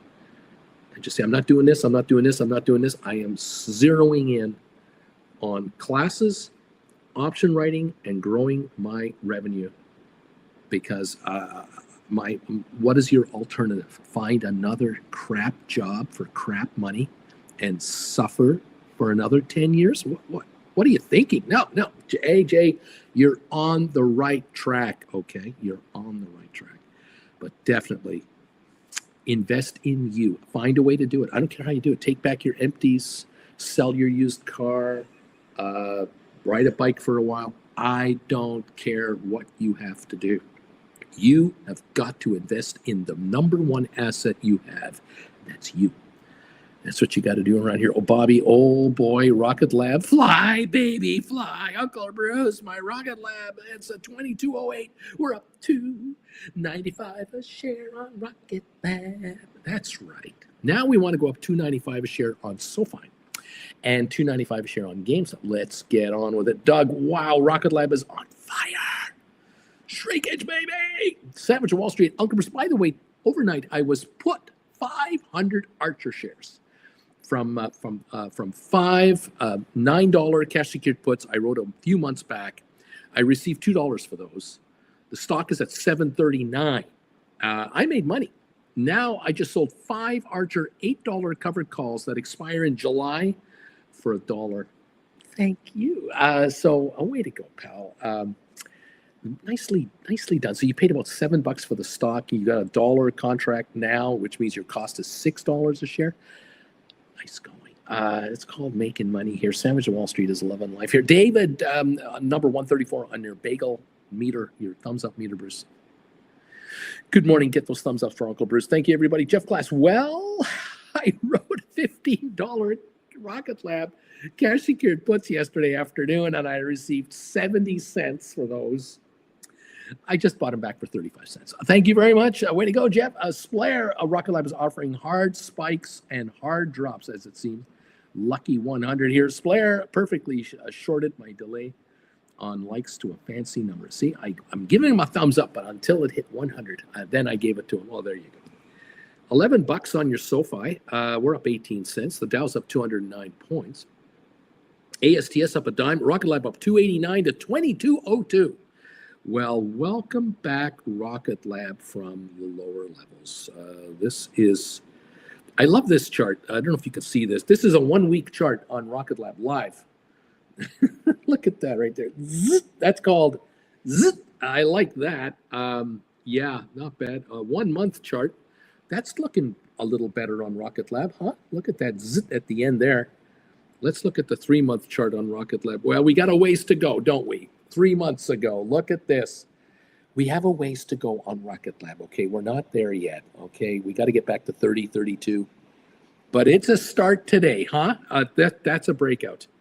As ugly as this chart is, that is a breakout right here. That's good stuff. 8 million shares traded this morning. Go Rocket Lab, baby. Come on, man. GameStop's up a dime. MSTR up 630, AI down 17, Supermicro up 92 to $34. Hello, Supermicro. Thank you very much. Let's get a pop going there. And what else is going on? Nvidia's up $1.27 to $111.98. There you go. Giddy up. Do you like my examples today about how you can make money writing options? I'm just talking about Nvidia at this point, really, but yeah, Jeff Glass is making money. I like this. Savage is making money. Doug is making money. AJ is making money. Dude is making money. There are people around here making money. Are you one of them? Have you joined this channel to make money like these guys? These guys will be the first to tell you that they're not rocket scientists. They're not market gurus, you know. They're not like expert market traders. They're option writers. They've learned to become option writers, and they're happy when markets go up. They don't mind. They don't mind when stocks go down. They don't like it like the rest of us. We don't know who likes markets going down anyway. But hey, when markets go down, these guys make money too. It really doesn't matter. They get richer all the time. 210-point gain on the Dow. Thank you very much. Mandu number 5. I'm number 144 on your thumbs up meter, Uncle Bruce. Thank you, Jeff. I had $20 Rocket Lab cash secured puts that I had written a while ago for $668. I bought those back today for $495. Cutting Edge made $100 off a quick little Rocket Lab trade this morning. Bobby, I have a GameStop cash secured put, 22 to 27. Liking that as well today. That's a wide spread. Where are we at on the old GameStop right now? We're at 27.05. Interesting. That's a very weird trade, but okay. 22 and 27. Okay. Anyway, let's go to 30 on GameStop, and you'll be one happy puppy for sure. Let's go, baby. Everyone trying to make money around here. Nothing personal. We're trying to make money. I find that my best option writers are women. Did you know? I know I've mentioned this before, but for those of you who are new, especially those of you who are female, my best option writers are women. They're just better at it on average. It's amazing. They have a little more. Are they more steely-eyed? Maybe they have a little more resolve. They're better at this. Have you noticed that about your girlfriends over the years, your wives, that they are really good at doing the arm folding thing? Auntie Jen is really good at folding her arms. I do all kinds of stuff when she does that. I'm just saying, giddy up, everybody. Splair, I make money but not yet enough for month-to-month living. But my call gains, I'm getting around 1,000 a month. I need more cash volume, clearly. You're coming, baby. You're making it happen. John T., I've been rolling my Rocket Lab $21 cash secured puts for the past 3 months. Finally closed them out with a decent profit. I love this game. Thank you, Uncle Bruce. Rocket Lab 21.53 right now. Bobby, sorry, I wrote 122 cash secured put and 127 cash secured put. Oh, a 22.27. Okay. And there we go. All right. Well, just make money, buddy. Just, get richer, please. Thank you all for being here. Dow up 155. Sofi 1096. ASTS down 1 penny. Rocket Lab up 225. Go Rocket Lab. GameStop down 3. Master Strategy, MicroStrategy Incorporated. I hate this new name. I hate their new name. MSTR symbol with Strategy Incorporated as their name. Don't like that. They're at 315. A share up 355. Okay. Giddy on up. Okay. Welcome all to the show. Thank you for joining us this morning. Let's take a look at Bitcoin. Right now, Bitcoin is, I don't know, sometimes my computer is so fidgety, it won't give me the quote. It just gives me another page entirely. I hate it when it does this. I'm just a guy trying to tell you how rich you're getting. I'm just a guy, trying to help you out. We'll go to the Wall Street Journal. They'll tell me. They won't be afraid. They'll tell me what it is. Bitcoin, $86,409. Bitcoin is up substantially this morning. Very nicely, actually. This is a very nice looking chart this morning. Let's see if I can show you what I'm talking about here. Let's see if this works. There. And then let's go over here. And I'll go over here. And I'll click it for you. I'll just show you.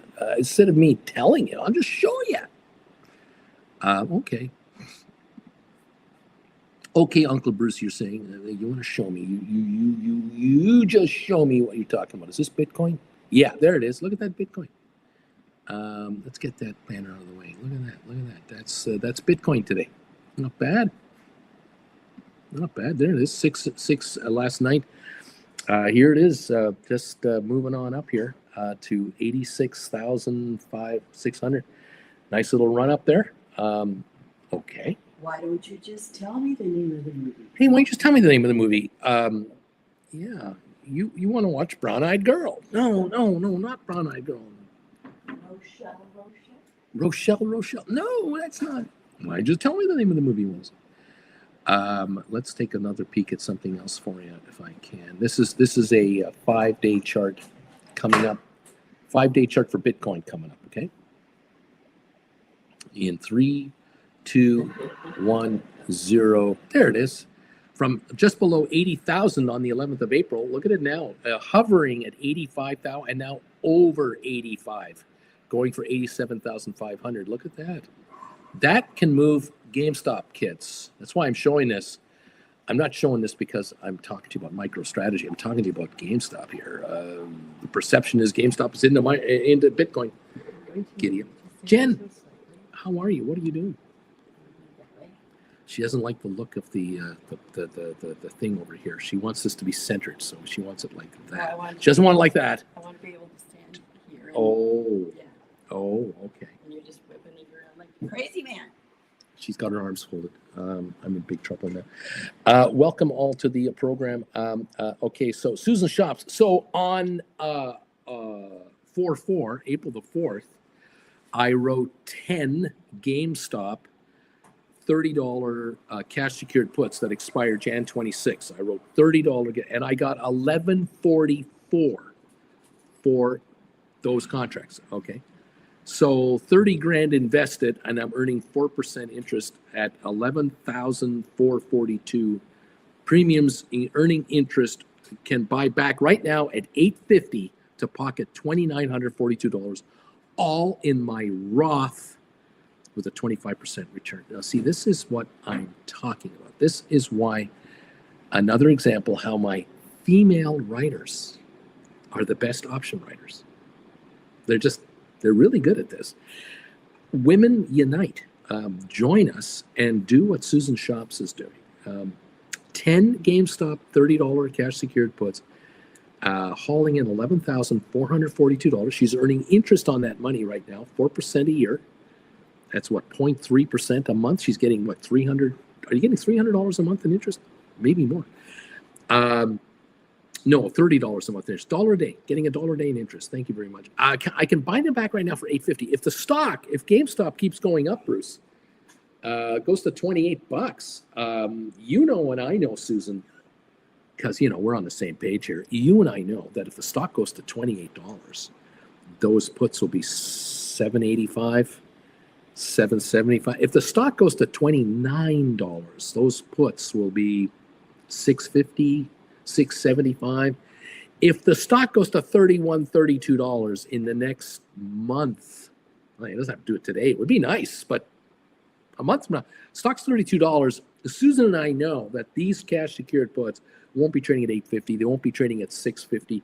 They'll be trading about $4.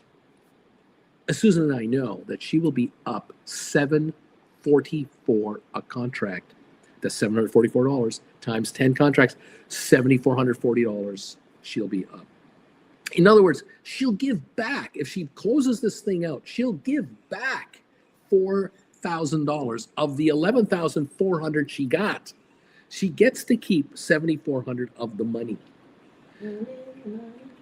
Jen's already singing. So she's sitting on $37,442 in cash in her IRA. Guess what she's going to do now? She's going to write $35, $40 cash secured puts. She's going to bring in another $11,500. Hello. Nice goings, Susan. Nice job. I love this game. I know you love this game. And today, Rocket Lab's up $2.49 a share, $21.62. John T. Uncle Bruce, what is your take on hedge funds on the verge of needing a bailout? I heard they might need $2 trillion. Well, the government can save all that money because they didn't send any to Harvard. Well, yeah, $2 billion isn't going to Harvard. There's where money's coming from. Hedge funds losing that money. Well, easy come, easy go. What's my take? Well, hey, if you're on the wrong side of the market and you're a margin player, you're going to get burned. And how many hedge funds out there were over margined at all-time record highs? How many retail investors were over margined at all-time record highs? They're just as greedy as hedge funds. Okay, there's no difference. Anyway, Savage of Wall Street sold one $7 RIOT cash secured put that expires in June for $1. Thank you. May I have another? And I'm done for the day. $1,000 for the day in a half an hour is what I've raised today. I have a long day ahead, so this is welcomed. I need the rest. Well done, Savage of Wall Street. Just another $1,000 day. What's that? $20,000 a month, $240,000 a year, and you're looking after kids. Your wife is working. You're the house husband. I think you're doing okay. She's doing okay. You're doing all right. Richard Carlin, good morning, Auntie Jen. Larry Titus, good morning, Auntie Jen. Susan Shops. I do my returns based on premiums. If I did on collateral, then it's 10% in 11 days. I'll take it either way, she says. Deep value bullish, Bruce. Wow.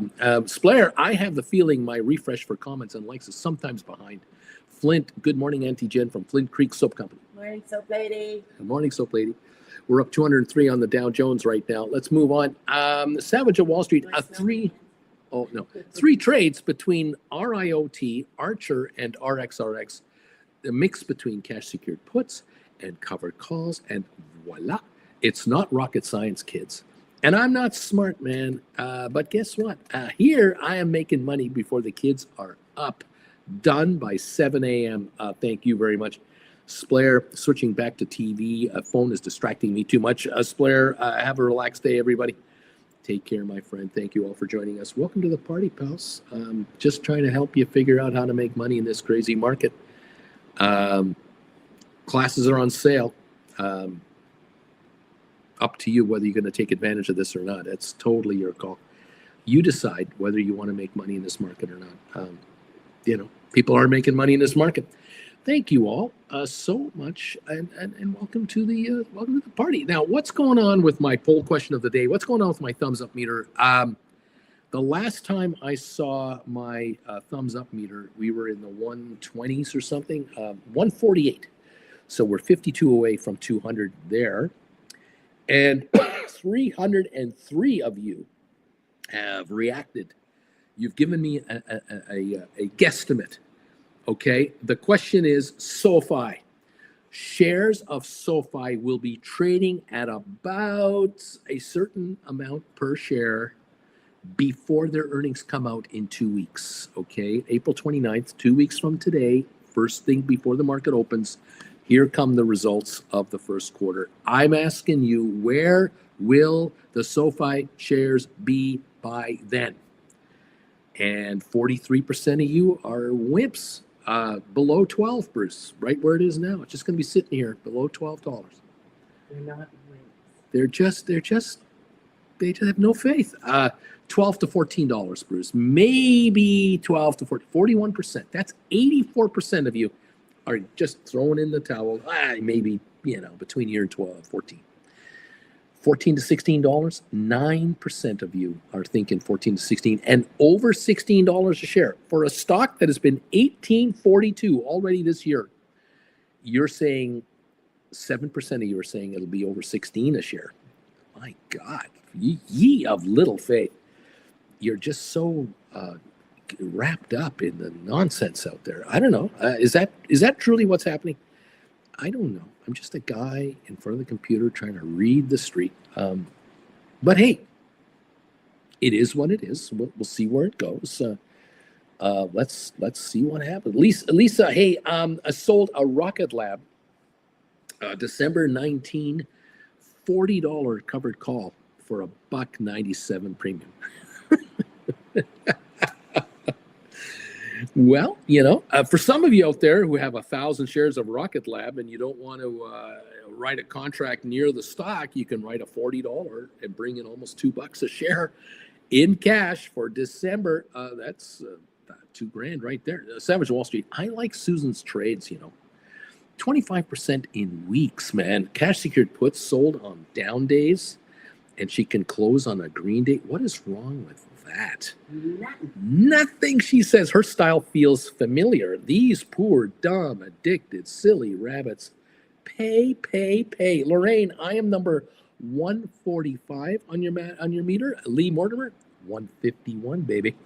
Bit late to the party, but you're going for 200. A Savage on Wall Street. Okay, kids. The kids are up and starving. So it's time to really begin my day by making fruit cup yogurt parfaits, orange juice, and maybe a second cup of Joe for me. Good thing this trading stuff isn't all that challenging. I made my $1,000. Let's take care of the kids. Well done, Savage. Jeff Glass. I really need the Sofi to go above 16 to save my deep in the money calls I own. Okay, fair enough. Well, we'll see what happens. Goes to $20, you guys will be giddy. Goes to 25, you will be beside yourselves. Goes to $30 a share, you'll have assistants talking to me about how you're feeling today. I understand. I know you guys.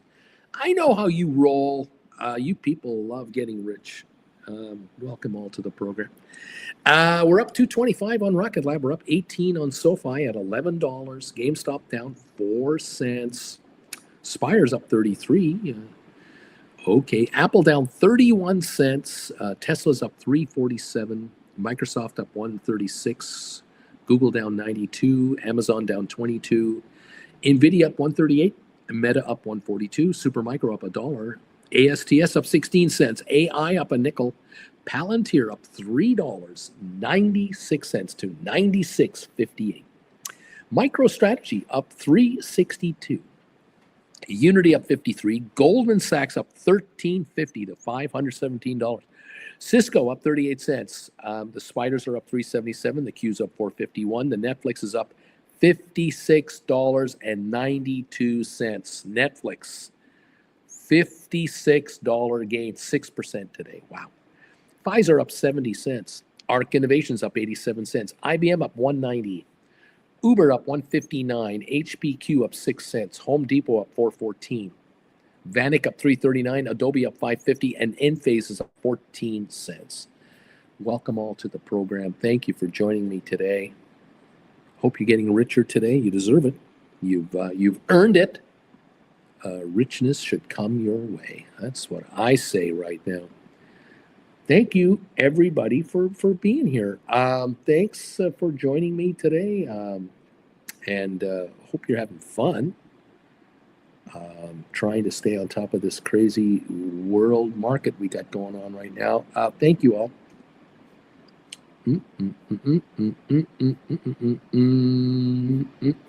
Anyway, welcome to the program, so, folks. Thank you for joining me. Okay, get rid of some of my stuff over there. Clean this up a little bit. There we go. Got it over there. Coming back over here. I am. I'm here. Okay, what's going on? Savage says, have a good day, Uncle Bruce and Auntie Jen. Have a great trading day. Bagel Familia gang. Time for real life to begin for me. Take care, everybody. Got to feed those kids, says Savage. Right on one. Jeff Glass, it goes to 25. My dumb move will look like I'm genius. Ray, hello from Barcelona. I'm trying out the making money from anywhere in the world game. I hear about that on this channel. I thought I'd give it a shot. I'm in Barcelona. What the hey? Why not write options from here? Maybe you'll go to Madrid, or you'll go to Paris, or Lisbon, or you might go to Seville, or you might go to Monte Carlo and write options from there. Why not? There are others in the area where you are doing what you're doing, I'm sure. Yes, I like this. I'm trying out the making money from anywhere in the world game. Welcome to this party, pal. Ray, I love this. Do let us know your travels. I just love it when my viewers tell me, guess where I am? You're not gonna believe it, Uncle D. All these gamblers, I made enough money to fly to here, and I'm doing this from here. Mind blown. I'm as blowing my mind, Uncle Bruce. I'm enjoying coffee in Barcelona. I'm enjoying a lovely glass of wine at dinner time, and I'm writing options from here. This is easy. I can do this here or back home. I prefer here. This is kind of cool. Let's keep doing this. Oh, yeah, baby. Welcome to the party, pals. Man, I love stuff like that. Thank you again and again and again for the thumbs ups. And coming into the poll question of the day, 310 people now have answered that question. Thank you. 310 of you. I'm waking some of you up to get into that question of the day. What's Sofi going to be trading at between now and earnings day? Let's find out from you. Tell me what you think. Get over there. 155 thumbs ups, 45 away from 200. Thank you again for coming through for us on the thumbs up meter. Thank you. Get richer, everybody. Flint Creek. Flint's dad was number one thumbs up today. He's on it. Rock and roll, baby. Some people get up early. Nice going there, buddy. Thank you, and welcome to the party, pal. Giddy up, kids. Let's see what this market can do for you. We're up 202 on the Dow Jones. We're up 36 on S&P. Where NASDAQ's up 120. The percentages aren't crazy. We're up 0.5% on the Dow. Just over two-thirds of a point on S&P, and NASDAQ is up 0.75%. There you go. Okay. Thank you. Splayer, Uncle Bruce, next time you're in the European Union, maybe a meet and greet in the middle of in here would be sense, like Paris or Belgium, maybe. You know, maybe we should get together. Maybe I should have a meet and greet in Zermatt and get you guys off your fat, large asses and get you to fly to Zurich and then take a beautiful 2-hour train ride to Zermatt and stay there for a few days. Maybe I should do that. And we'll meet in the therapy pool at the Gina Bell with the bubbles going on all around us, and we'll just kind of hang out in the pool and say, how you doing? Did you write any options today? When the market opens later today, what are you thinking of doing? Yeah, maybe we could do that together. Or we could get together in the pool after the markets close and just kind of sit there and go, what a day, huh? Well, that was an interesting session. Yeah, maybe we could do that. Split. I bet I could reach it in 2 days, but Switzerland actually is the most expensive place to go to. Well, I'm talking about successful option writers here, of which you are becoming one. You're soon going to be able to afford to go to Switzerland. Don't you worry about that. Giddy up, everybody. Paris isn't cheap. Amsterdam is cheaper, but not cheap. Europe is not super cheap unless we're going to go to Poland or maybe part of Portugal, some Spain. I don't know. We'll see. Bobby, add a cruise and let's do it next year. Why don't we do a meet and greet cruise in the Mediterranean or Caribbean? Maybe we could do something like that. You see, there you go. That'd be kind of fun. Get you kids flying into Barcelona or Rome, and we'll catch you on the ship. I don't know. I'm just a guy trying to figure out what the hay is happening out there. I'm just a guy doing what I can with what little I have. Thank you all for joining in today. Great to have you in the house. Let's see what gives. Did the markets? The markets looked like they dipped a little bit. What we got? Speaking of the house, yeah. The bathroom door did get fixed by the earthquake. We had an earthquake yesterday, lasted 12 seconds. And it kind of was a little. It was just a little. It's kind of like lying on a mattress in the back of a van going 30 miles an hour in town. Stop. The bathroom door is no longer leaning and closing all by itself anymore. Yeah. So the frame of the condo shook a little and the door jamb is all fine. The last earthquake probably moved it and this one moved it back. We're back to normal. We must have said something here somewhere because the market is only up 61 on the Dow. We've taken a dump. Something is dumping. We're down 136 on MSTR. We're lower on NVIDIA now. We're only up 47 cents. The spiders are only up 0.95. The Qs are up 158. They backed off. Palantir's backing off. He said, did he say something? Did someone say something? What? Something's going on. What else here? Chrysler. Charter on the SS Minnow. Gonzo Cruiser. I'm up for a cruise. Bobby, perhaps the Ukraine has some deals going on. Slayer, true, but Switzerland's twice that expensive in groceries that I've heard. They have at least obviously long roads to harbors and ships. Don't worry, Slayer. You're going to love Switzerland. Heard from an LA local that sometimes you not notice those earthquakes. That's true. Sometimes we don't notice them, depending on where it is. Where you're walking or you're in a car. That's right. We're going red on the markets. The Dow is now down 25. NASDAQ is down 28. S&P is down 4. So we just lost 200 points like that. Who said what? What's going on? What is going on? Does anyone know anything? Has someone seen something somewhere that we're missing here? I don't know. Did someone say something? I don't know. We're negative on the markets at the moment. Not badly negative, but we are negative. So something somewhere is going on. Who said what? That is the price we pay for this market right now, is this utter uncertainty and craziness that's going on. On the most actives, let's take a look. Who's getting whacked right now? Anybody getting whacked? Apple's down $2. Microsoft down 82 cents. Google down 192. Amazon down 212. Meta down 280. Anyone else? MicroStrategy down $1.50. Netflix still up $46. I don't know. I don't know what is going on. Where is it going on? If anyone knows, do tell. Do make a comment. Okay. Austin, it looks like the EU is saying trade deal talks aren't going well and they expect tariffs to stay. Jeff Glass, if Rocket Lab wants to come back down, I'll be forced to rewrite the cash secured puts I just bought back. Don't make me do it. I'll do it again, says Jeff Glass. You make me make money again? Okay, you buggers, I'll do it. If you want to mess with me, I'll mess with you. I don't know.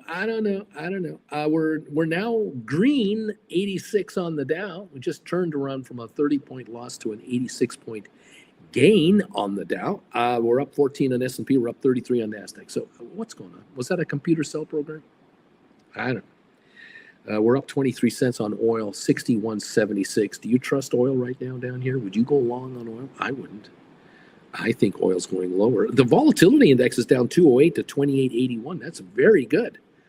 That's much better than 60 or 50. Much better than the mid 30s or 40s. Yeah, so it's going the right direction. Okay, so we're up 98 on the Dow now. Up we go. Try to. You tell me what's going on. We're up 100 and 110 on the Dow. You tell me what's going on. I don't know. Rocket Lab 2115. That's where we're at right now. 2115. A 10% gain on Rocket Lab. And when I see a headline from Barron's, these stocks are moving the most today. Boeing, Tesla, Bank of America, Citigroup's J&J, Netflix, HPE Digital, Applied Digital. They don't mention Rocket Lab. It's up 10% today. Something good is going on at Rocket Lab, don't we think? I'm figuring. Anyway, I'm just a guy trying to figure out what to do here. Hopefully make you richer. Congratulations, everybody. AI down 6 cents. MSTR down 25. GameStop is down 10 cents. Rocket Lab up 185. ASTS down 18. SoFi down 4 cents. The Dow up 68. NVIDIA's green, up 36. Tesla's green, up 333. We're back to the green again. Palantir up 274. Costco up 730. Okay, so we got green shoots big time showing back here, coming back on. Still down $1.60 on Google, down 188 on Apple. Broadcom 179.63. My friend Austin is sitting on that credit spread. That he's looking good on it, I'm sure. Austin, how's that thing doing? How's it going for you? He's talking about what the EU is thinking. How's that credit spread working out on that Broadcom trade of yours? You still into that thing? I would imagine you still are, and watching shrinkage and what have you. Intel down a quarter. Netflix up $47 at $9.78. It got up to $9.91. It's given up $13, but it's still up $47 a share. Market cap $418 on Netflix. Speculators are saying $1 trillion market cap by next year on Netflix. That's what they're guessing. I don't know how they do that. Doubling the stock from here, $2,000 a share. What are you going to increase the price of Netflix by $20 a month? I don't think everyone will pay it. I don't know how that's going to play. I don't know. What amazes me about television, and I've always been fascinated by the history of television, the networks, the advertising business, the absolute, from going from 3 channels on your television to 10 to 20 to 50 to hundreds. Fascinating. And now television has gone online with streaming and heading that direction. From antennas to cable to internet streaming, what a transition we've seen. And televisions are in your hand now, on your phone, your laptop, your iPad. Unbelievable. The crossing of the streams, I'm amazed by it all. But what I find humorous as hell is how certain owners of property, of content, are trying to maximize returns to themselves from any angle they can. And it used to be in the old days, in the 50s and 60s and 70s, we would watch TV on antennas, and you'd watch All in the Family, the #1 show on television, or MASH, or Danny Thomas, or Red Skelton, or Carol Burnett, or Johnny Carson at night. And they would have their 20, 30, 40 million viewers, and the advertising would be unbelievable. The #1 advertising guru was Arthur Godfrey in the 40s and the 50s, radio and television. Was responsible for $100 million of advertising in 1950 dollars. That would be today billions of dollars of advertising. One spokesman, he made himself the equivalent of hundreds of millions of dollars, the most powerful man on television. How that transitioned into cable, and how now people could watch cable TV around North America with a much better quality picture. And then you had a zillion cable channels show up, all going after advertising. Amazing. And now we have streamers, like it started with HBO as a specialty cable channel. You could buy that, then you could buy other specialty cable channels, and now you can buy specialty streaming channels like Apple TV and Netflix and Hulu and all the others. Absolutely incredible to me how this is evolving. And you have one network, one group, Netflix, that was a videotape mover and DVD mailing outfit that turned into streaming movies to you on demand, and now they've got their own content. And the public has been sucked in to not paying $6.99 a month or $9.99 a month, not $12.99 a month. Soon, $18.99 to $25 a month. And if you pay less than $25 a month, you will take the $19.99 package and get advertising. You will pay $14.99 to get advertising as well. And we're right back to where we were with original television. Original television was free over the airwaves through your antenna, no charge. And it came with commercials. And that's all you had to tolerate. And you used commercial breaks to go to the bathroom or go to the kitchen and get another beer or a cola or a soda. It's unbelievable how it's shifted now, completely shifted to streaming. NFL going to go streaming only. That's eventually where it's going to go. The Super Bowl will not be on commercial television down the road. It will be simply on streaming systems only for top dollar. And an ad on a Super Bowl telecast, which, you used to be a member of so-and-so streaming service with no ads, your Super Bowl will come with ads, even though you're on the streaming channel, because they can get 5 million an ad. It's going to continue down and down and down. For you, you're going to get less and pay more to get it. It blows my mind.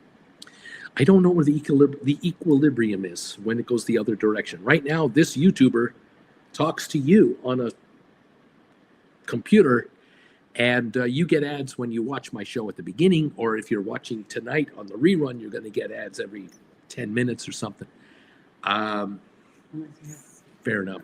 Unless you have prime YouTube. It's amazing how it works, how it's evolved. I am just fascinated by it. I'm a fan of this. It really blows me away. Early television is mysterious to me. It is so exciting to learn about how networks became powerful groups over the 50s and 60s. It started with radio in the 30s, of course. Incredible. It's just amazing. Anyway, there you go. Thank you all for joining me. What else is coming on? I got comments here. I better check out here. But Austin, it is beautiful. It's beautiful. I love the price not changing much on this spread. A short week this week also adds to the excitement. We're not working on Friday. We're only going until Thursday. Don't forget that. Well done, Austin. Watching his credit spread shrink. Deep value. If Kamala was president, I'd say that Netflix could get to $1 trillion market cap next year. Brian, oh man, I missed the Rocket Lab pump. What happened? Can someone catch me up? I have no idea. Does anyone know why Rocket Lab is higher today? Bobby, I saw an article today saying Netflix to become a $1 trillion company. Bobby, TV online, I have close to 900 English channels between the USA, Canada, and the UK. Uncle Bruce, it's unbelievable. Bobby, $20 a month for gray market IPTV. Bobby, hypersonic deals with USA, UK for Rocket Lab Boost. So there's some kind of a hypersonic deal been signed for Rocket Lab in the US.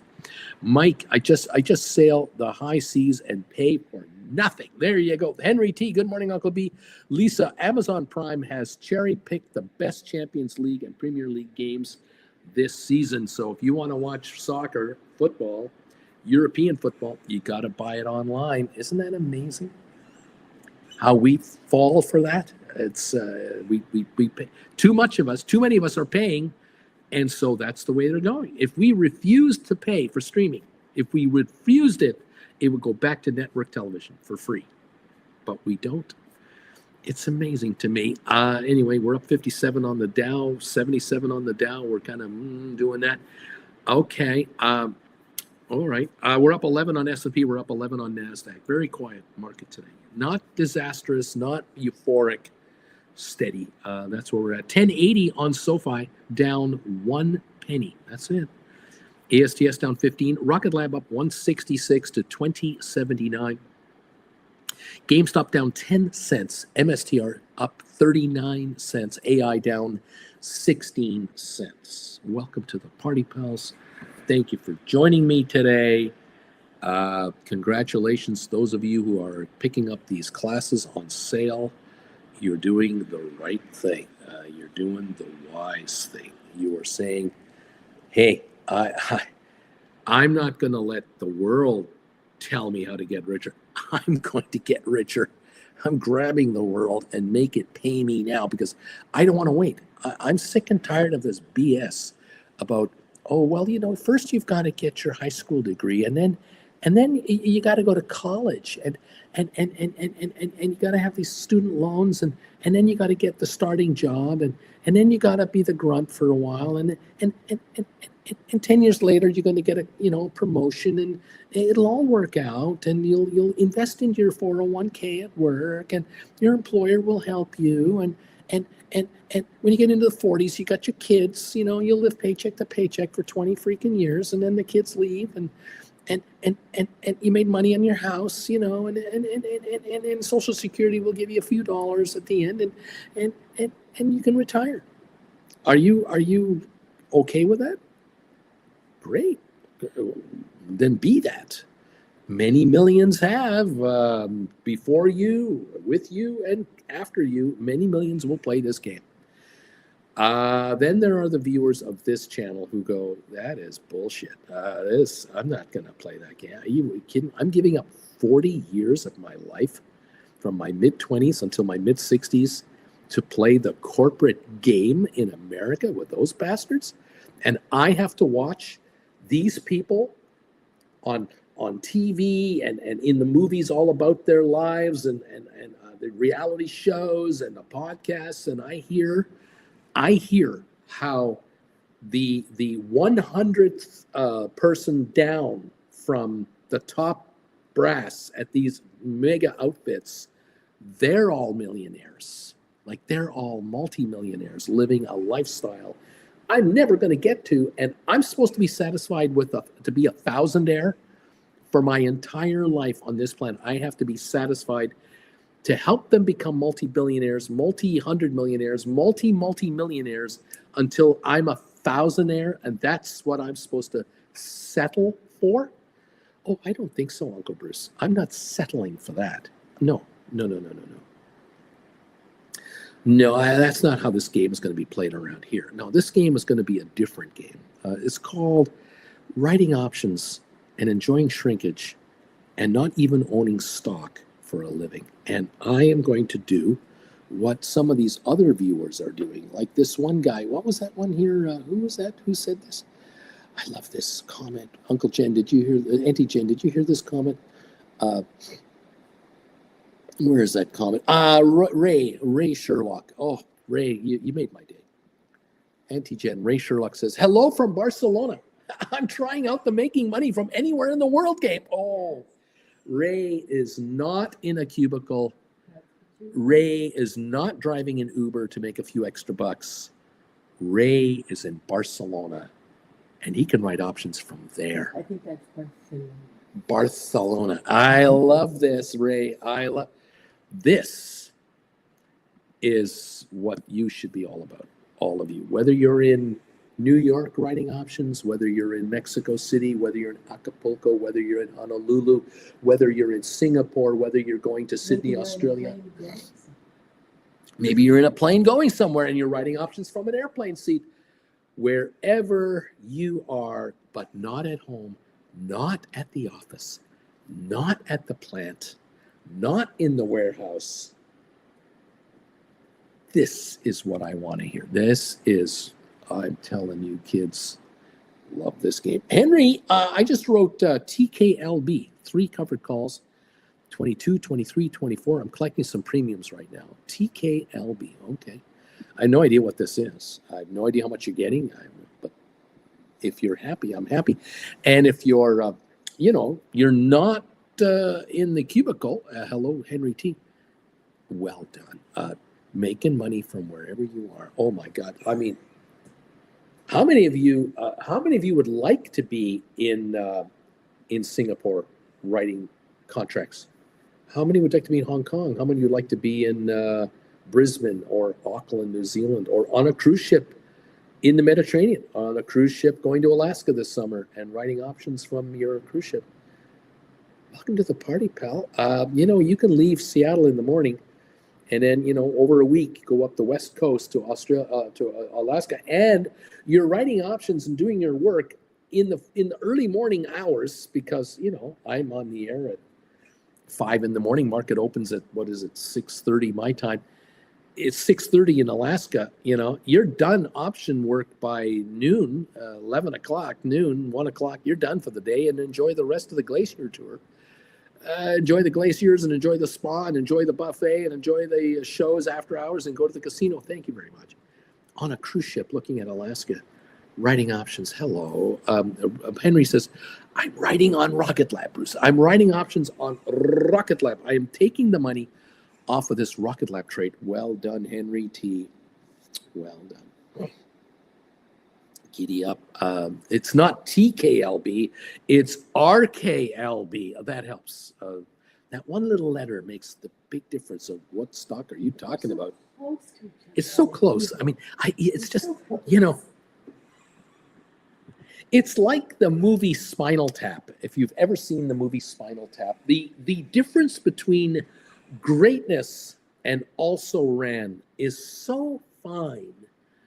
When the group was confronted by their manager and said, listen, guys, the record company has a bit of a problem. And then one of the female executives from the record company said, yeah, listen, guys, your album cover that you want to do for your rock band, your latest album, we have a problem with it. And the guys are going, what's wrong with the album cover idea? We have this album cover idea that we came up with, and we thought it would be really exciting. And the female executive said, yeah, see, the problem is that you have a woman on her knees in front of you, the band, and you're holding out your hand and she's kissing your hand.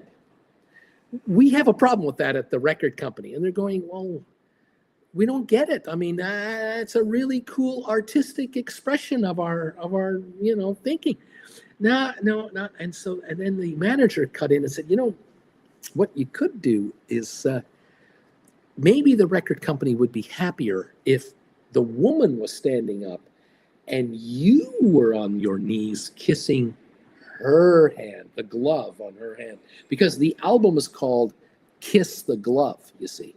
And so the guys thought, hey, kiss the glove. We'll wear the glove and we'll have girls kissing our gloves. And the manager said, well, you see, if we just turn it around and you kiss the glove, then that might be more acceptable to the, and it's still Kiss the Glove is the name of the album. And the one rocker standing there going, the difference between also ran and greatness is such a fine line. Really, you got to watch Spinal Tap, the movie, to understand the depth of this discussion, to really appreciate. So they didn't change the photo after all. So the record company released the album, and the box arrived in the hotel room a couple of days later for the guys. Hey, your album is out. Let's take a look at our album. And they looked at the album, and their cover was black. Kiss the Glove, written on the side of the album, and the album in the front is black. No photo of any kind to be released. Oh, that is a movie of movies. Gotta love it. Sometimes the difference between greatness is, just TKLB versus RKLB. It's the finest little thing. Brian, I have RKLB secured puts. I got $254 for those. $250. They're trading at around $1.50. Expiry is May 16. Should I buy it back? It's like 40% in 3 days. What do you think, Bruce? Well, we're at 20.75 right now, up $1.62. If the shares want to go to $23, those could go to 80 cents, a buck. But you know, you decide what you want to do. You buy them back now, and the stock drops a little further, and these go back up to 2.25. You might write them again, and just say, "I've just rewritten them. I took a buck on the first go around. I'm going to write them again and see if I can get another dollar this time." Maybe you'll do that. It's up to you. Henry T. Nice going, Brian. Nice trade there. The difference between greatness and not is such a fine thing, you know. Spinal Tap. This is Spinal Tap is the name of the movie. You must watch that movie. They keep threatening to do A final tour. A final retirement tour. Yes, a farewell tour. With the balding guys. Oh, so funny. So fun. Goodness. Because the three of them are still pretty good. Rob Reiner directed that movie. Unbelievable. So much fun. If you love rock and roll, the history of rock and roll music, you're going to get a kick out of this movie. Oh my God. So good. Oh, I love it. Love it. Welcome all. We're up 140 on the Dow. We're coming back up again. Maybe Rocket Lab will move up now, back to $22, $23, and that will bring those puts further lower, which means you'll buy them even cheaper. We'll see what happens. Hector, Uncle Bruce, I want to write covered calls on GameStop expiring June 20 at a strike price of $30. Is the strike at 30 too low? It's never too low. It's never too low. You can write 28s. Be prepared, if necessary, to do rollovers. Since you're writing a June 20 contract, if you had to do a roll-up because the stock went higher on you, shed a tear. So what? You'll write a contract for $2. You got to buy it back for $3 because your stock went up $3 a share, and now you're going to write a further out in time contract at a higher strike and bring in $4 and say, come and get me at 33, 35. Hector, you've taken my classes. I assume you've taken my classes. There is a rollover class you need to have taken. Hector, did you invest in yourself on how to do this? You're asking me here. I'm not mad. I'm not angry. I'm not trying to embarrass you. But I'm showing everybody out there, don't be afraid of rollovers. Do not be worried about rollovers. Make rollovers pay, baby. Hector, write whatever you like. Get your money. Get dough. Get do-re-mi money. Write 27s.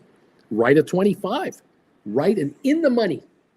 Dare them to take you out.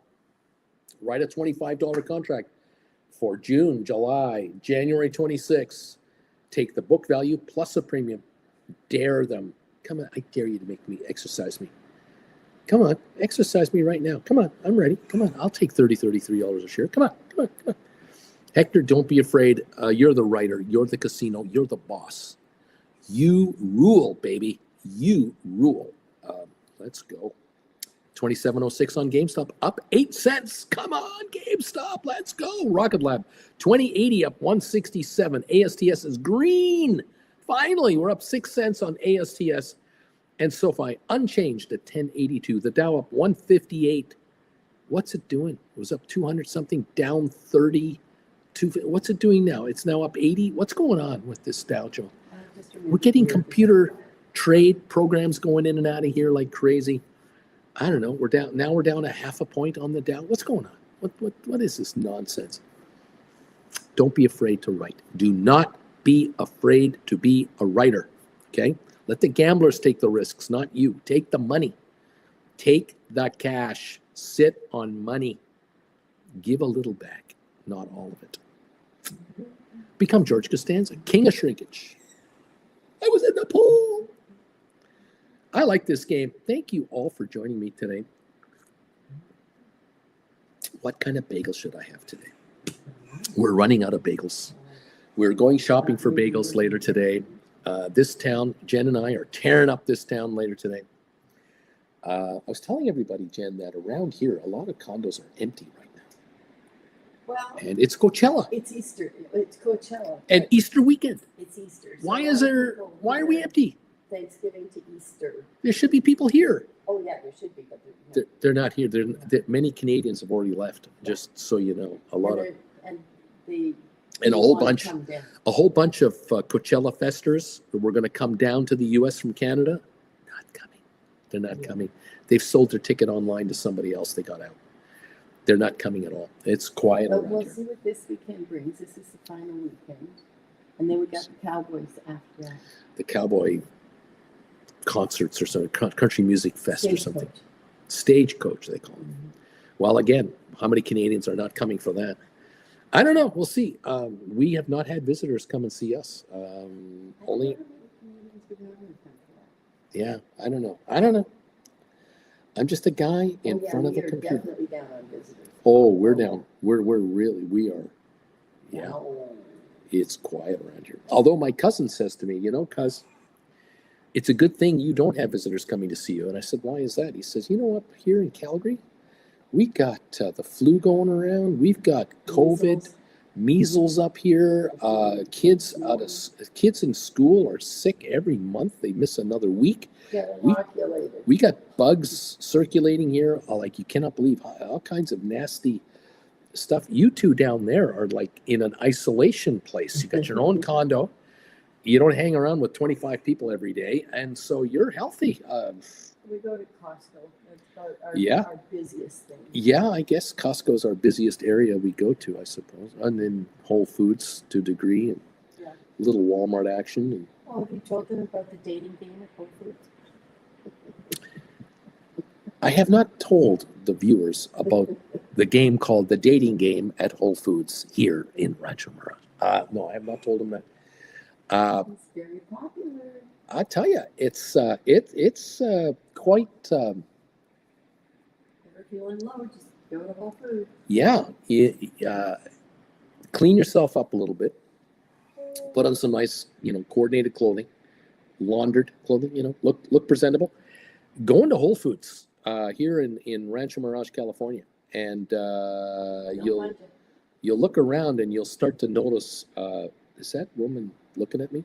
Is that woman looking at me? She's checking you. You're going to get checked out. I have to hold her hand because I could be stolen at a moment's notice. There's women checking me out when I go, and I'm nothing to look at. I got the floppy thing here. I got the jowly look now, and got all that skin up here. I don't know what the hell are they? But then again, when you're lonely and desperate, down goes the bar, right? Many more women in Whole Foods than men. I will tell you that right now. Many more women shopping inside that store than men shopping in that store. And most of the guys in there are with wives or girlfriends. But then there are the gentlemen who are very nicely dressed who are in Whole Foods. And the older women. A certain classification of gentlemen who are in Whole Foods are there to look at other gentlemen in Whole Foods. There's that too. It's an equal opportunity. So I kind of notice there's a guy checking me out from afar. You wish. It's true. I'm like fresh meat. It's unbelievable. Jen is risking all when she takes me in there because I could be stolen. I could be whisked away in somebody's Bentley. Next thing you know, I'm at a private country club behind gated security guards and can't be found. I don't know. Something's going on at Whole Foods around here. I don't know. Crazy 49ers. Should we be taking positions out to January 26 or more? Closer, like $30, 30 days out. Example like Rocket Lab, January 26 with a $27 put. I got $11 premium for those. I'm up 6% now. Should I close it out and write a 30-day out multiple times? How should I play this trade? What do you think, Uncle Bruce? Yeah, well, on a day like today, when you get a 10% move from time to time, we had a 250 move today on Rocket Lab at one point. you get daily opportunity trades. Over time, overall, we know Rocket Lab was way oversold when it was under $20 a share. I mean, way oversold. So now it's back to 2050. It should go back to 25. Crazy 49er has got choices to make now, and so can't actually guarantee you the answer on that. Bobby, lots of upside down pineapples at Whole Foods. Lots of upside down pineapples at Whole Foods. Are there lots of upside down pineapples at Whole Foods? Bobby, I'm so out of the loop. I don't know what you're talking about. Splair, sounds like I have to search my USA Visa in Whole Foods. Says Splair. One, my January 26 GameStop $30 cash secured puts written back on February the 12th have quietly risen 15% to $19.60 per share if assigned. Interesting. Bobby, like Jerry said, I don't want to be a swinger. I'd like to change all my clothes. I have to change all my clothes if I want to be a swinger. But I don't want to be a swinger. I don't want to change my wardrobe entirely. I see. Splair, maybe it's working when I take my pet to Whole Foods. The amount of people I'm speaking with is increasing by 500%. I don't know about that. Splair, from 0 to 5 yesterday. Depeche, upside down pineapples are code words for swingers. I have no idea what you're talking. Really? Jen doesn't know. I don't know. We're out of the action here. Boy, are we out of it. James, not to mention growing a mustache and getting the weirdo lighting. Boy, are you guys off in another tangent. What world are you guys in? I just got a report from a local public radio that 25 international students at the university down the street from me just had their visas revoked. Those unmarked vans just took a bunch of people away. Depeche, big on cruises. How could you not know? I'm not looking for upside down pineapples on cruise ships. I don't know what you're talking about. I love pineapples, says Crazy 49er, but I'm afraid to buy them now. Do you walk around the store with a pineapple upside down in your hand and show off to everybody that I'm one of those? Or do you turn it around and you walk around the store holding it straight up? Like, what do you do? Now what? I don't know what to make of this. Don't touch the pineapples. It could get you into trouble. Or we're up 125 on the Dow now. What the hell's going on with the Dow? I don't know. Lisa, student visa revoked. I bet their tuition fees won't be refunded. There you go. It's scary. It's scary. This is the America I don't know. This is an America I am not familiar with. This America. I can tell you that I would bet you a whole bunch of new students for international studies for this fall will not be coming to America. They'll go to Canada, UK, they'll go to Ireland, they'll go to anywhere in Europe. They'll go to English-speaking universities in Europe, Singapore. They'll not come to America, not with this stuff going on. No. Crazy 49er, yeah, what if it rolls in your cart, this pineapple, and it rolls in your cart and you give the wrong signal or the right signal, wink, wink. What happens now? Like, you did something you didn't know you did, and all of a sudden you've advertised to the community in the fruit section, I'm open for business. I don't know what to make of this. Bobby, lighting installed on a clapper controller, just like in Quagmire's house. Jiggity giggity. Oh man, dude, the price of gold has beaten the S&P 500 in the last 12 noon, something that should tell you everything about the market. Take as much premium as you can. Gold is doing better than the indexes.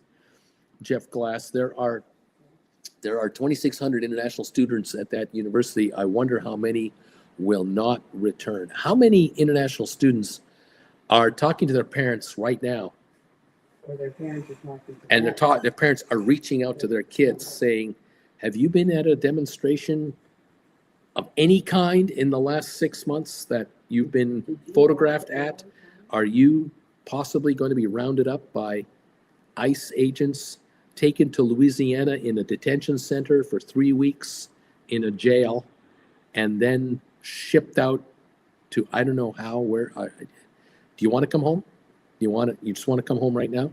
Forget the rest of this year. Just write it off, and we'll just have you apply at a university somewhere else. How do you, what do you know? What do I know? I don't know what's going on. Beachway. Okay, is Uncle Bruce mishandling pineapples now? The black vans are on their way, the pineapple vans are coming to get you. Flint Creek, 19-year-old here legally taken to El Salvador. ICE agents said he was wrong guy.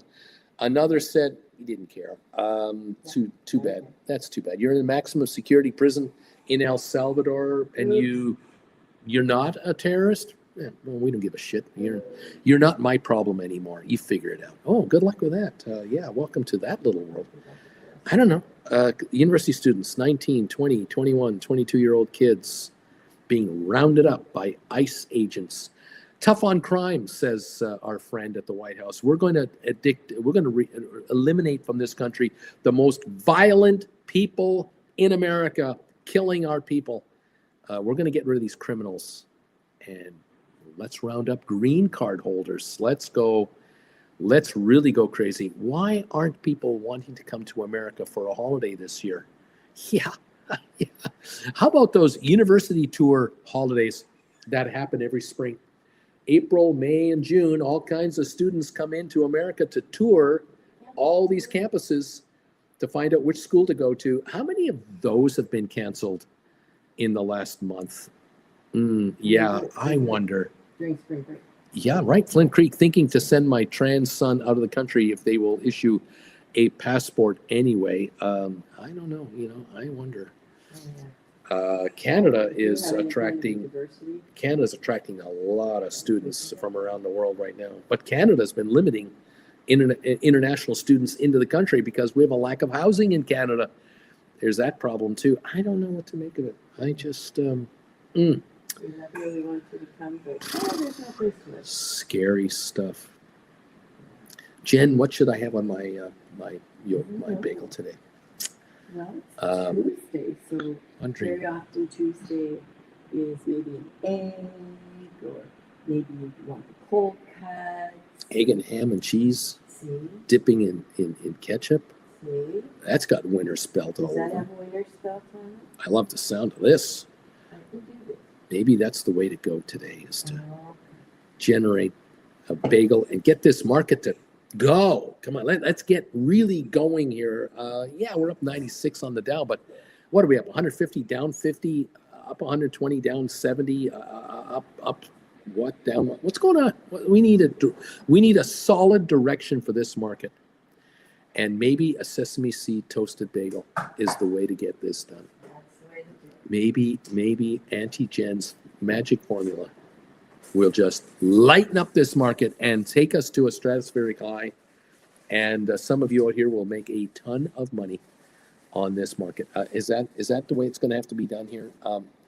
What about the criminals in the White House, Uncle Bruce? What about sending out fugitives? What about sending out convicted felons out of the country? I don't know what to make of all this stuff. It's goofy. This is a world that I'm not familiar with. This is an America I am not aware of. I'm not used to this America. This is scary stuff. This is very scary stuff. Students with green cards are now a national security threat in America. Has America become paranoid? Is that what's going on at the top end of this government? Is the government of the United States paranoid about green card holders? I don't know.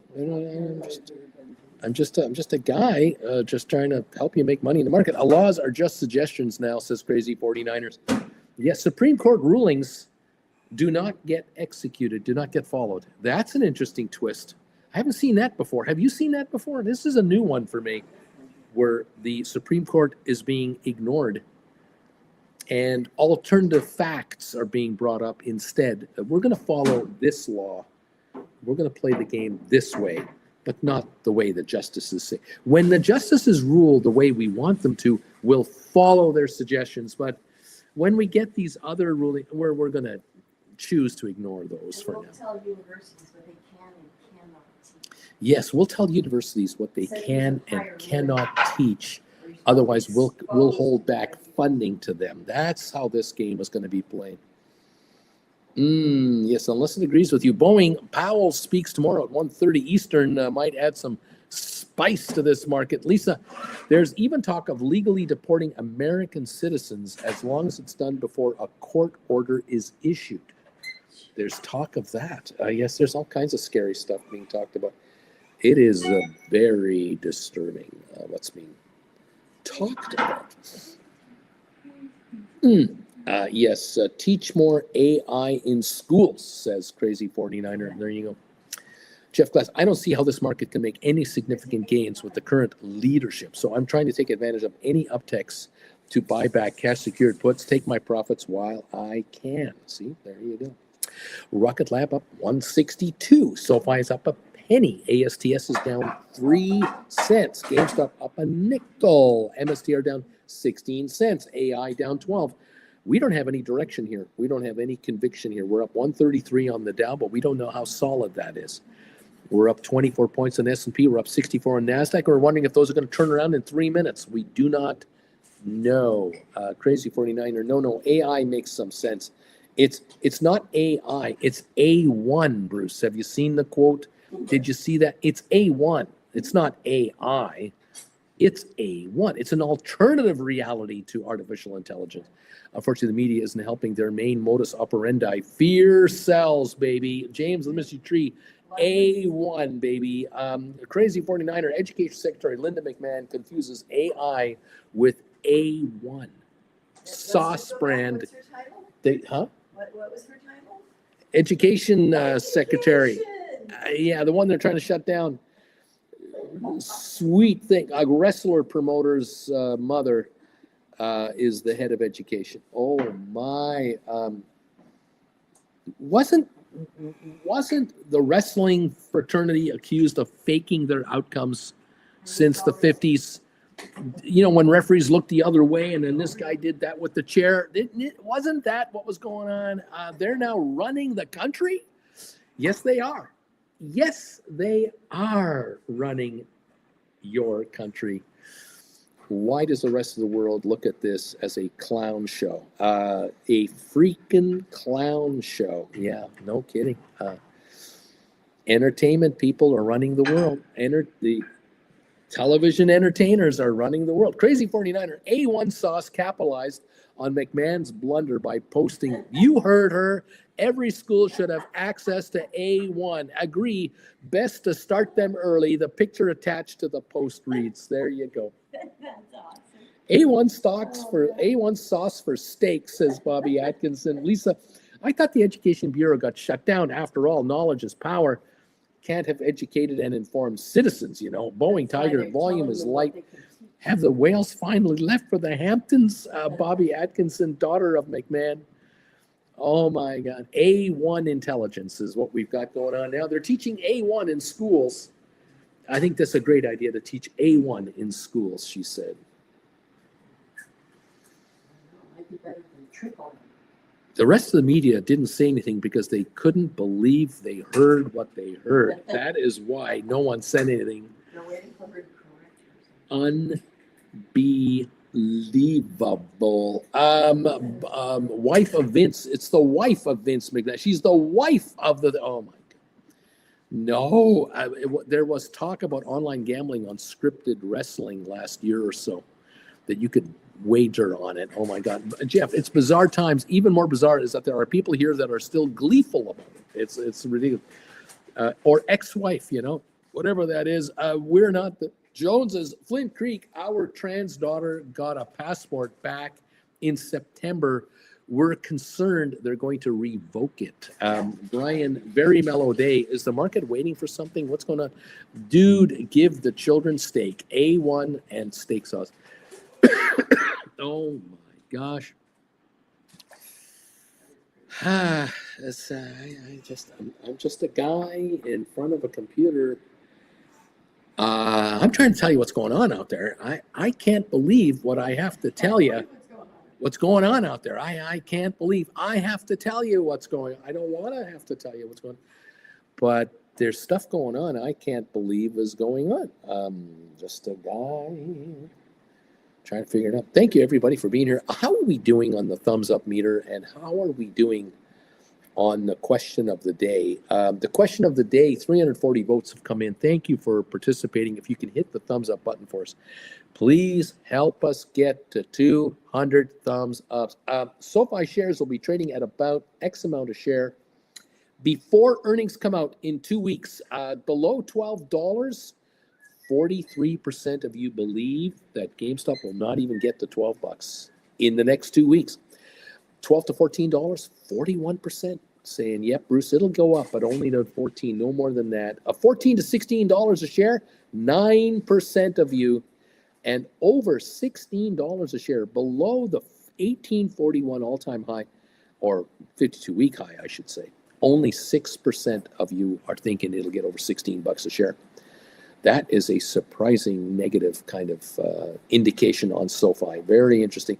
Now, the thumbs up meter, 180 thumbs ups. We're 20 away from 200. Thank you all for getting us this close. It's they're coming in. You're trickling through with these thumbs ups. I thank you all so very, very, very much. Keep them coming, guys. We want to hit 200 today if this is possible. Thank you for getting me that close. We're up 81 on the Dow index right now.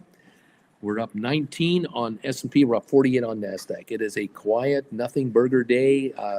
Positive, negative, just flouting the line at the moment.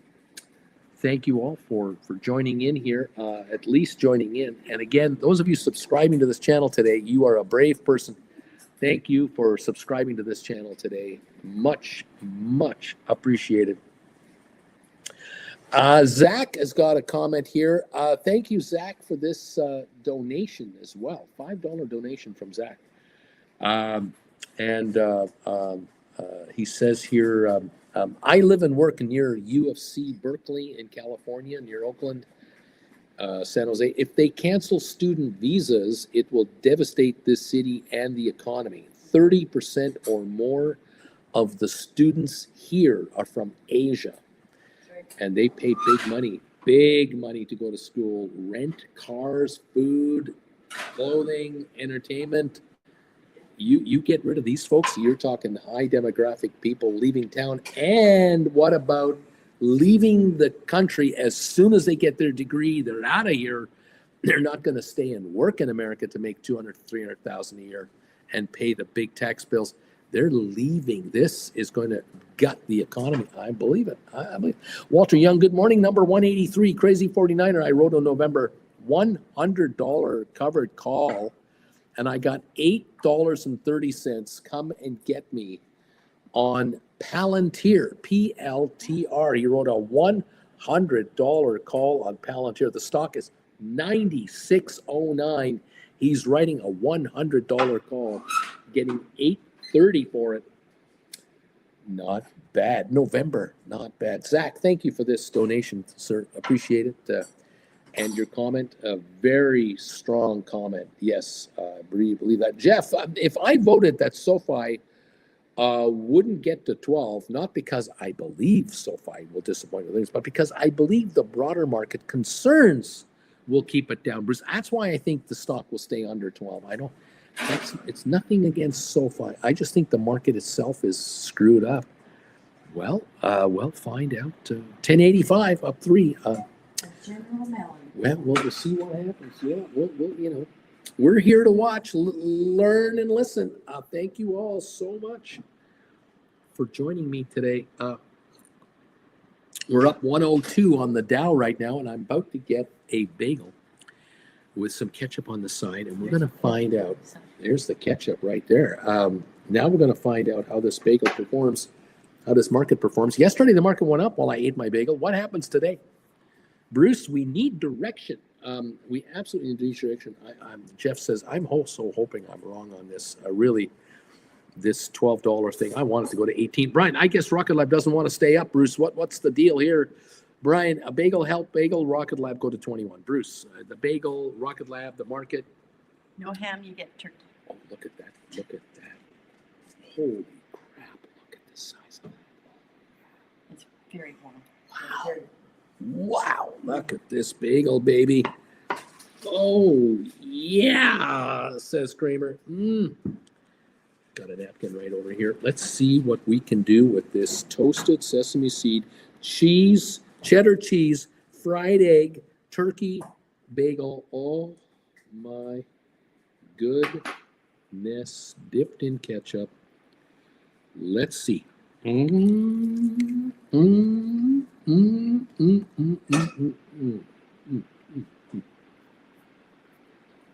Look at the Dow. Dow's up 132 now. Here we go. We're going up on the Dow. The bagel is kicking in. Is this delicious? Oh my goodness. Got to go back to Whole Foods today. I have to put my body on the line for you people where Jen turns around and he's missing. He's been scooped away by some hot mama who's got a chauffeur-driven Bentley out there, and I'm in the back seat being molested against my will. Nudge, nudge, wink, wink. Oh my. What a guy has to do to be able to eat a bagel in front of you. The sacrifice I have to put up with. Jen, too. My God. Okay. Well, we'll see what happens here. Rock on says deep value. Lee Mortimer, bagel time. Bruce, Brian says ASTS still has high IV 121. I assume it has to do with the 180 million share float and the 22% short interest. Jeff, since Sofi wasn't going anywhere, I decided to write some 950 cash secured puts for May 9th. I got 51 cents for those. Out of the money cash secured puts for May. Nice.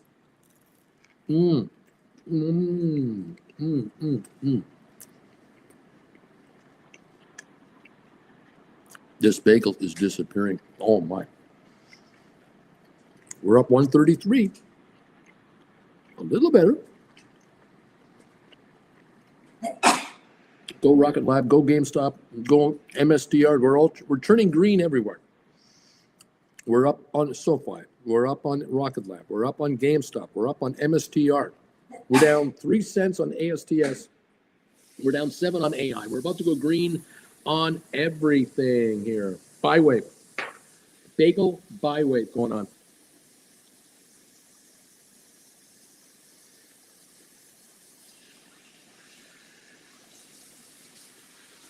Oh my.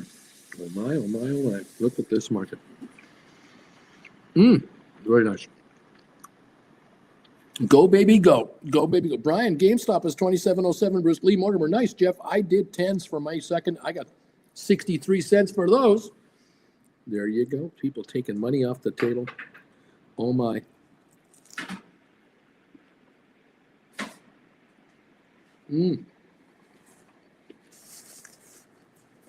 Yes. GameStop. 1089 going higher. Sorry, Sofi, 1089. Let's go back to 11. GameStop is up too, up 12. Okay, they're both up. I'm just making sure you're watching me. Are you listening to me or not? Dude, Uncle Bruce directly, he's asking for a slap. Directly, we're asking for a dope slap here. 152 on the Dow. We're up again. Here we go. We're going higher. We're green on ASTS. ASTS is green. AI is only down 3 cents. It's about to go green. We're going green across my front page here on everything. What is happening? Oh, go, baby, go. Let's run this sucker. It's the bagel that's happening, guys. Uncle Bruce, it's your bagel. The power of your bagel. Oh, my goodness.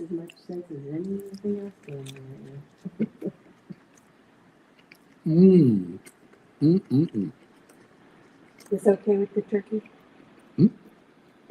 Yeah, good. I think.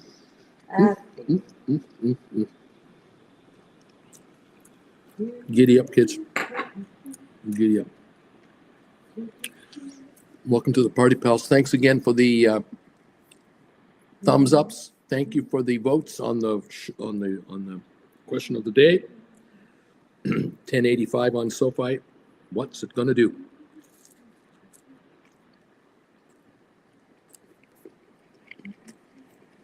Oh yes, 188 thumbs ups. Thank you, everybody. Hey, Lee. Lee says, nice, Jeff. I did 10s for May the 2nd. I got 63 for those. Dude, Uncle Bruce directly asking for a slap. Thank you all for these comments. I'm just trying to get you richer. I'm just trying to eat my way to help you get richer. I mean, what dedication? Devotion. Yeah. My goodness.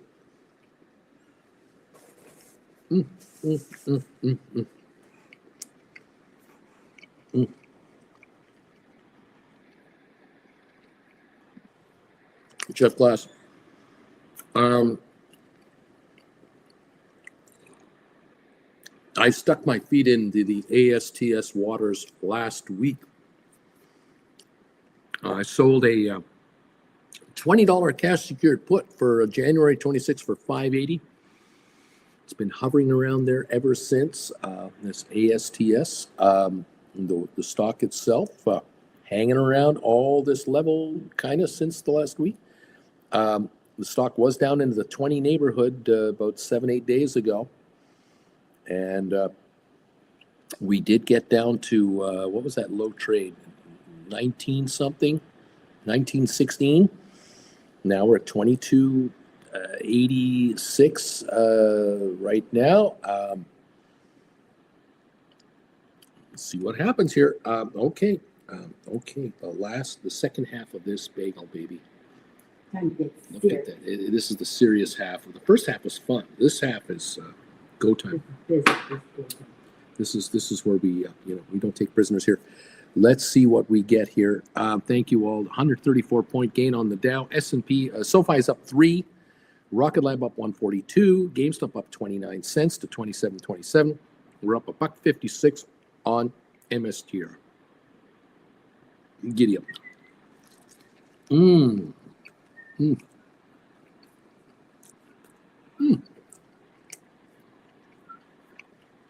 Thank you all. So making the market go up. 150 going up.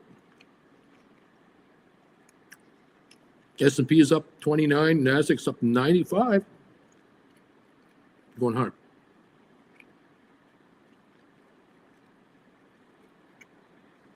We're going up. We're going higher. MSTR up $2 now. Here we go.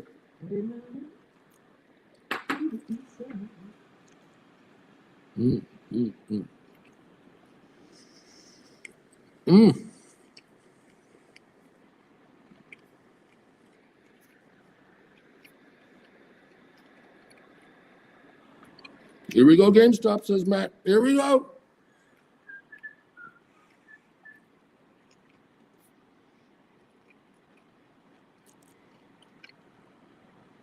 We're pushing the high of the day on GameStop. We're trying to push the high of the day right now. We're going higher. GameStop's moving up. There we go.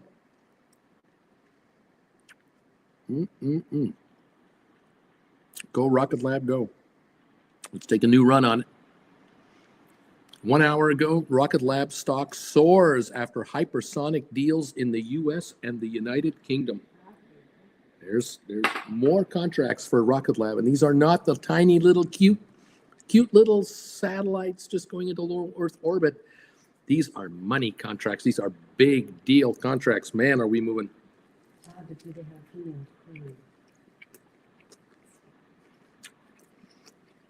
The peanut gallery over here is wound up. Wound up. Oh my goodness. I'm just a guy. Didn't listen to me. Just a guy watching this market trying to tell you whether you're getting richer or not. And I think you're getting richer. Jeff, NVIDIA's moving up, Bruce. 112.46 up 175. Tesla's up $5. It's moving. Yeah. Spiders are up, moving. Qs are moving. Palantir's moving. We got stocks moving right now, folks. I'm telling you, there's movement here. It's a 156-point gain on the Dow. We're moving up. We're going higher. I think so. To stay or just to look around? Is the question. Okay. 159 gain on the Dow. Okay.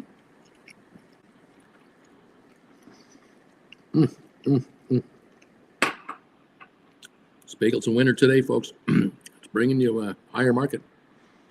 Okay. Cutting Edge says AMD shares owned 102.979. 119.12 is my average.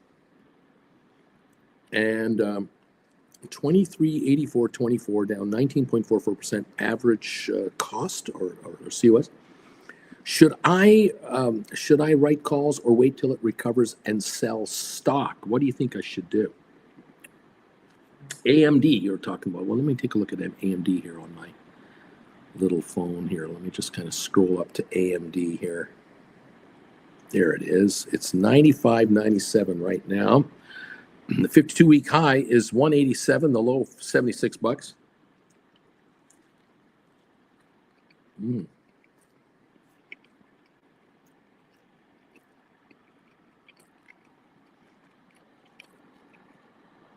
We were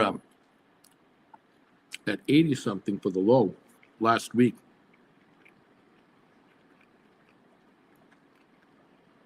In the last month, we were at 114 at one time. We were 106, 108, 114, 105, 102, 103. So the stock has come down, but has recovered somewhat, but it is coming off and off and off and off. So the question now is, if you're a long-term believer in the stock, should you just sell the shares here and write cash-secured puts? Should you do a cash-secured put trade? Or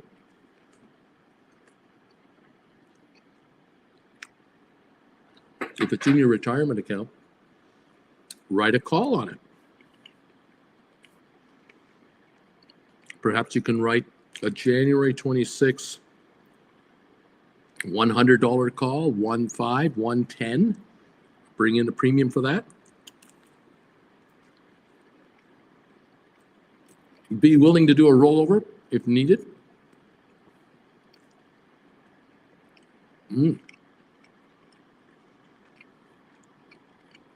Today it's up 143, 144.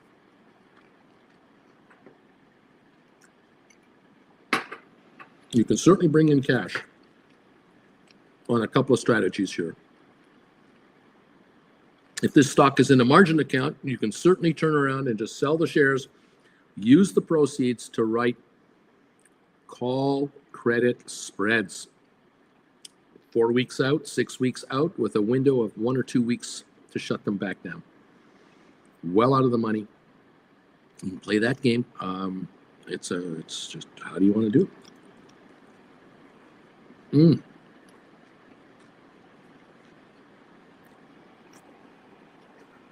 This bagel is done. What a wonderful treat this was today. My goodness.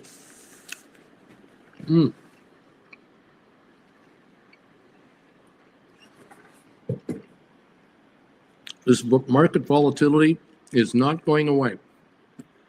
You're noticing it, I'm sure. We're up 80 on the Dow. We were up 160 on the Dow 2 minutes ago. For some of you, you're day trading by writing options and buying it back, and writing options and buying it back, and writing options and buying it back. It's a good system. Others of you are going, well, this AMD thing. Bruce, what should I do with this? on NVIDIA. What should I do on my Rocket Lab? The good news about options, you have so many choices to choose from. The key here is to take dollars off the table from the gamblers and let them have all the risk. Give them the risk of options. It's the name of the game, you guys. Take the longer term view that says, I'm a casino. Las Vegas casinos have been around since the 50s. They changed the laws to allow casinos to thrive. I have thrived right here, and I'm going to keep thriving. I'm a long-term option writer. I'm always going to be an option writer. So writing January 26 is just a step down the road to 2027, to 2028, to 2029. I will always be writing options, but for now, I'm taking dollars from here for my investments, and I'm going to compound those dollars going forward. It's a question of what kind of strategy fits your style, your head, your mentality, your risk tolerance level. Classes are waiting for you to help you figure this out. There you go. Giddy up, everybody. Thank you so much. Henry T. I wrote Rocket Lab. No idea what this means. No idea what this means. Something at $22 for $246, and then I sold back at $184 today. So I don't know. Henry, did you make money, Henry? I can't break that down. Brian, I look away for a minute, and GameStop runs to $27.38. I mean, what the hey? And now it's $26.98. What the hey? Cutting edge. I cannot write spreads, but I can sell cash secured puts. And there you go. There you go. Mike H. May 16, $22 strike. He says that's what's going on here. Okay, that's what that was. Well, he made money on it. So giddy up, rock and roll. Okay. We're up 63 on the Dow. We're up 16 on S&P. We're up 46 on NASDAQ. Oil down 22 cents. Gold up $8.80 an ounce. 10.84 on Sofi. Down a dime on ASTS. We're up $1.25 on Rocket Lab. We're up 8 cents on GameStop. We're up 33 on MSTR. So you tell me, we're just around the break-even mark for the most of the market, with some exceptions. Keep following the game. Keep following the markets. I'll follow them. Jen and I will both be here watching. Have a great rest of your day today. Get richer. Keep getting richer, and take dollars off the option table for yourself. Thank you again for all your kind words, kind support, loyalty to this channel, loyalty to yourself, learning that it's you that is going to make it work, no one else.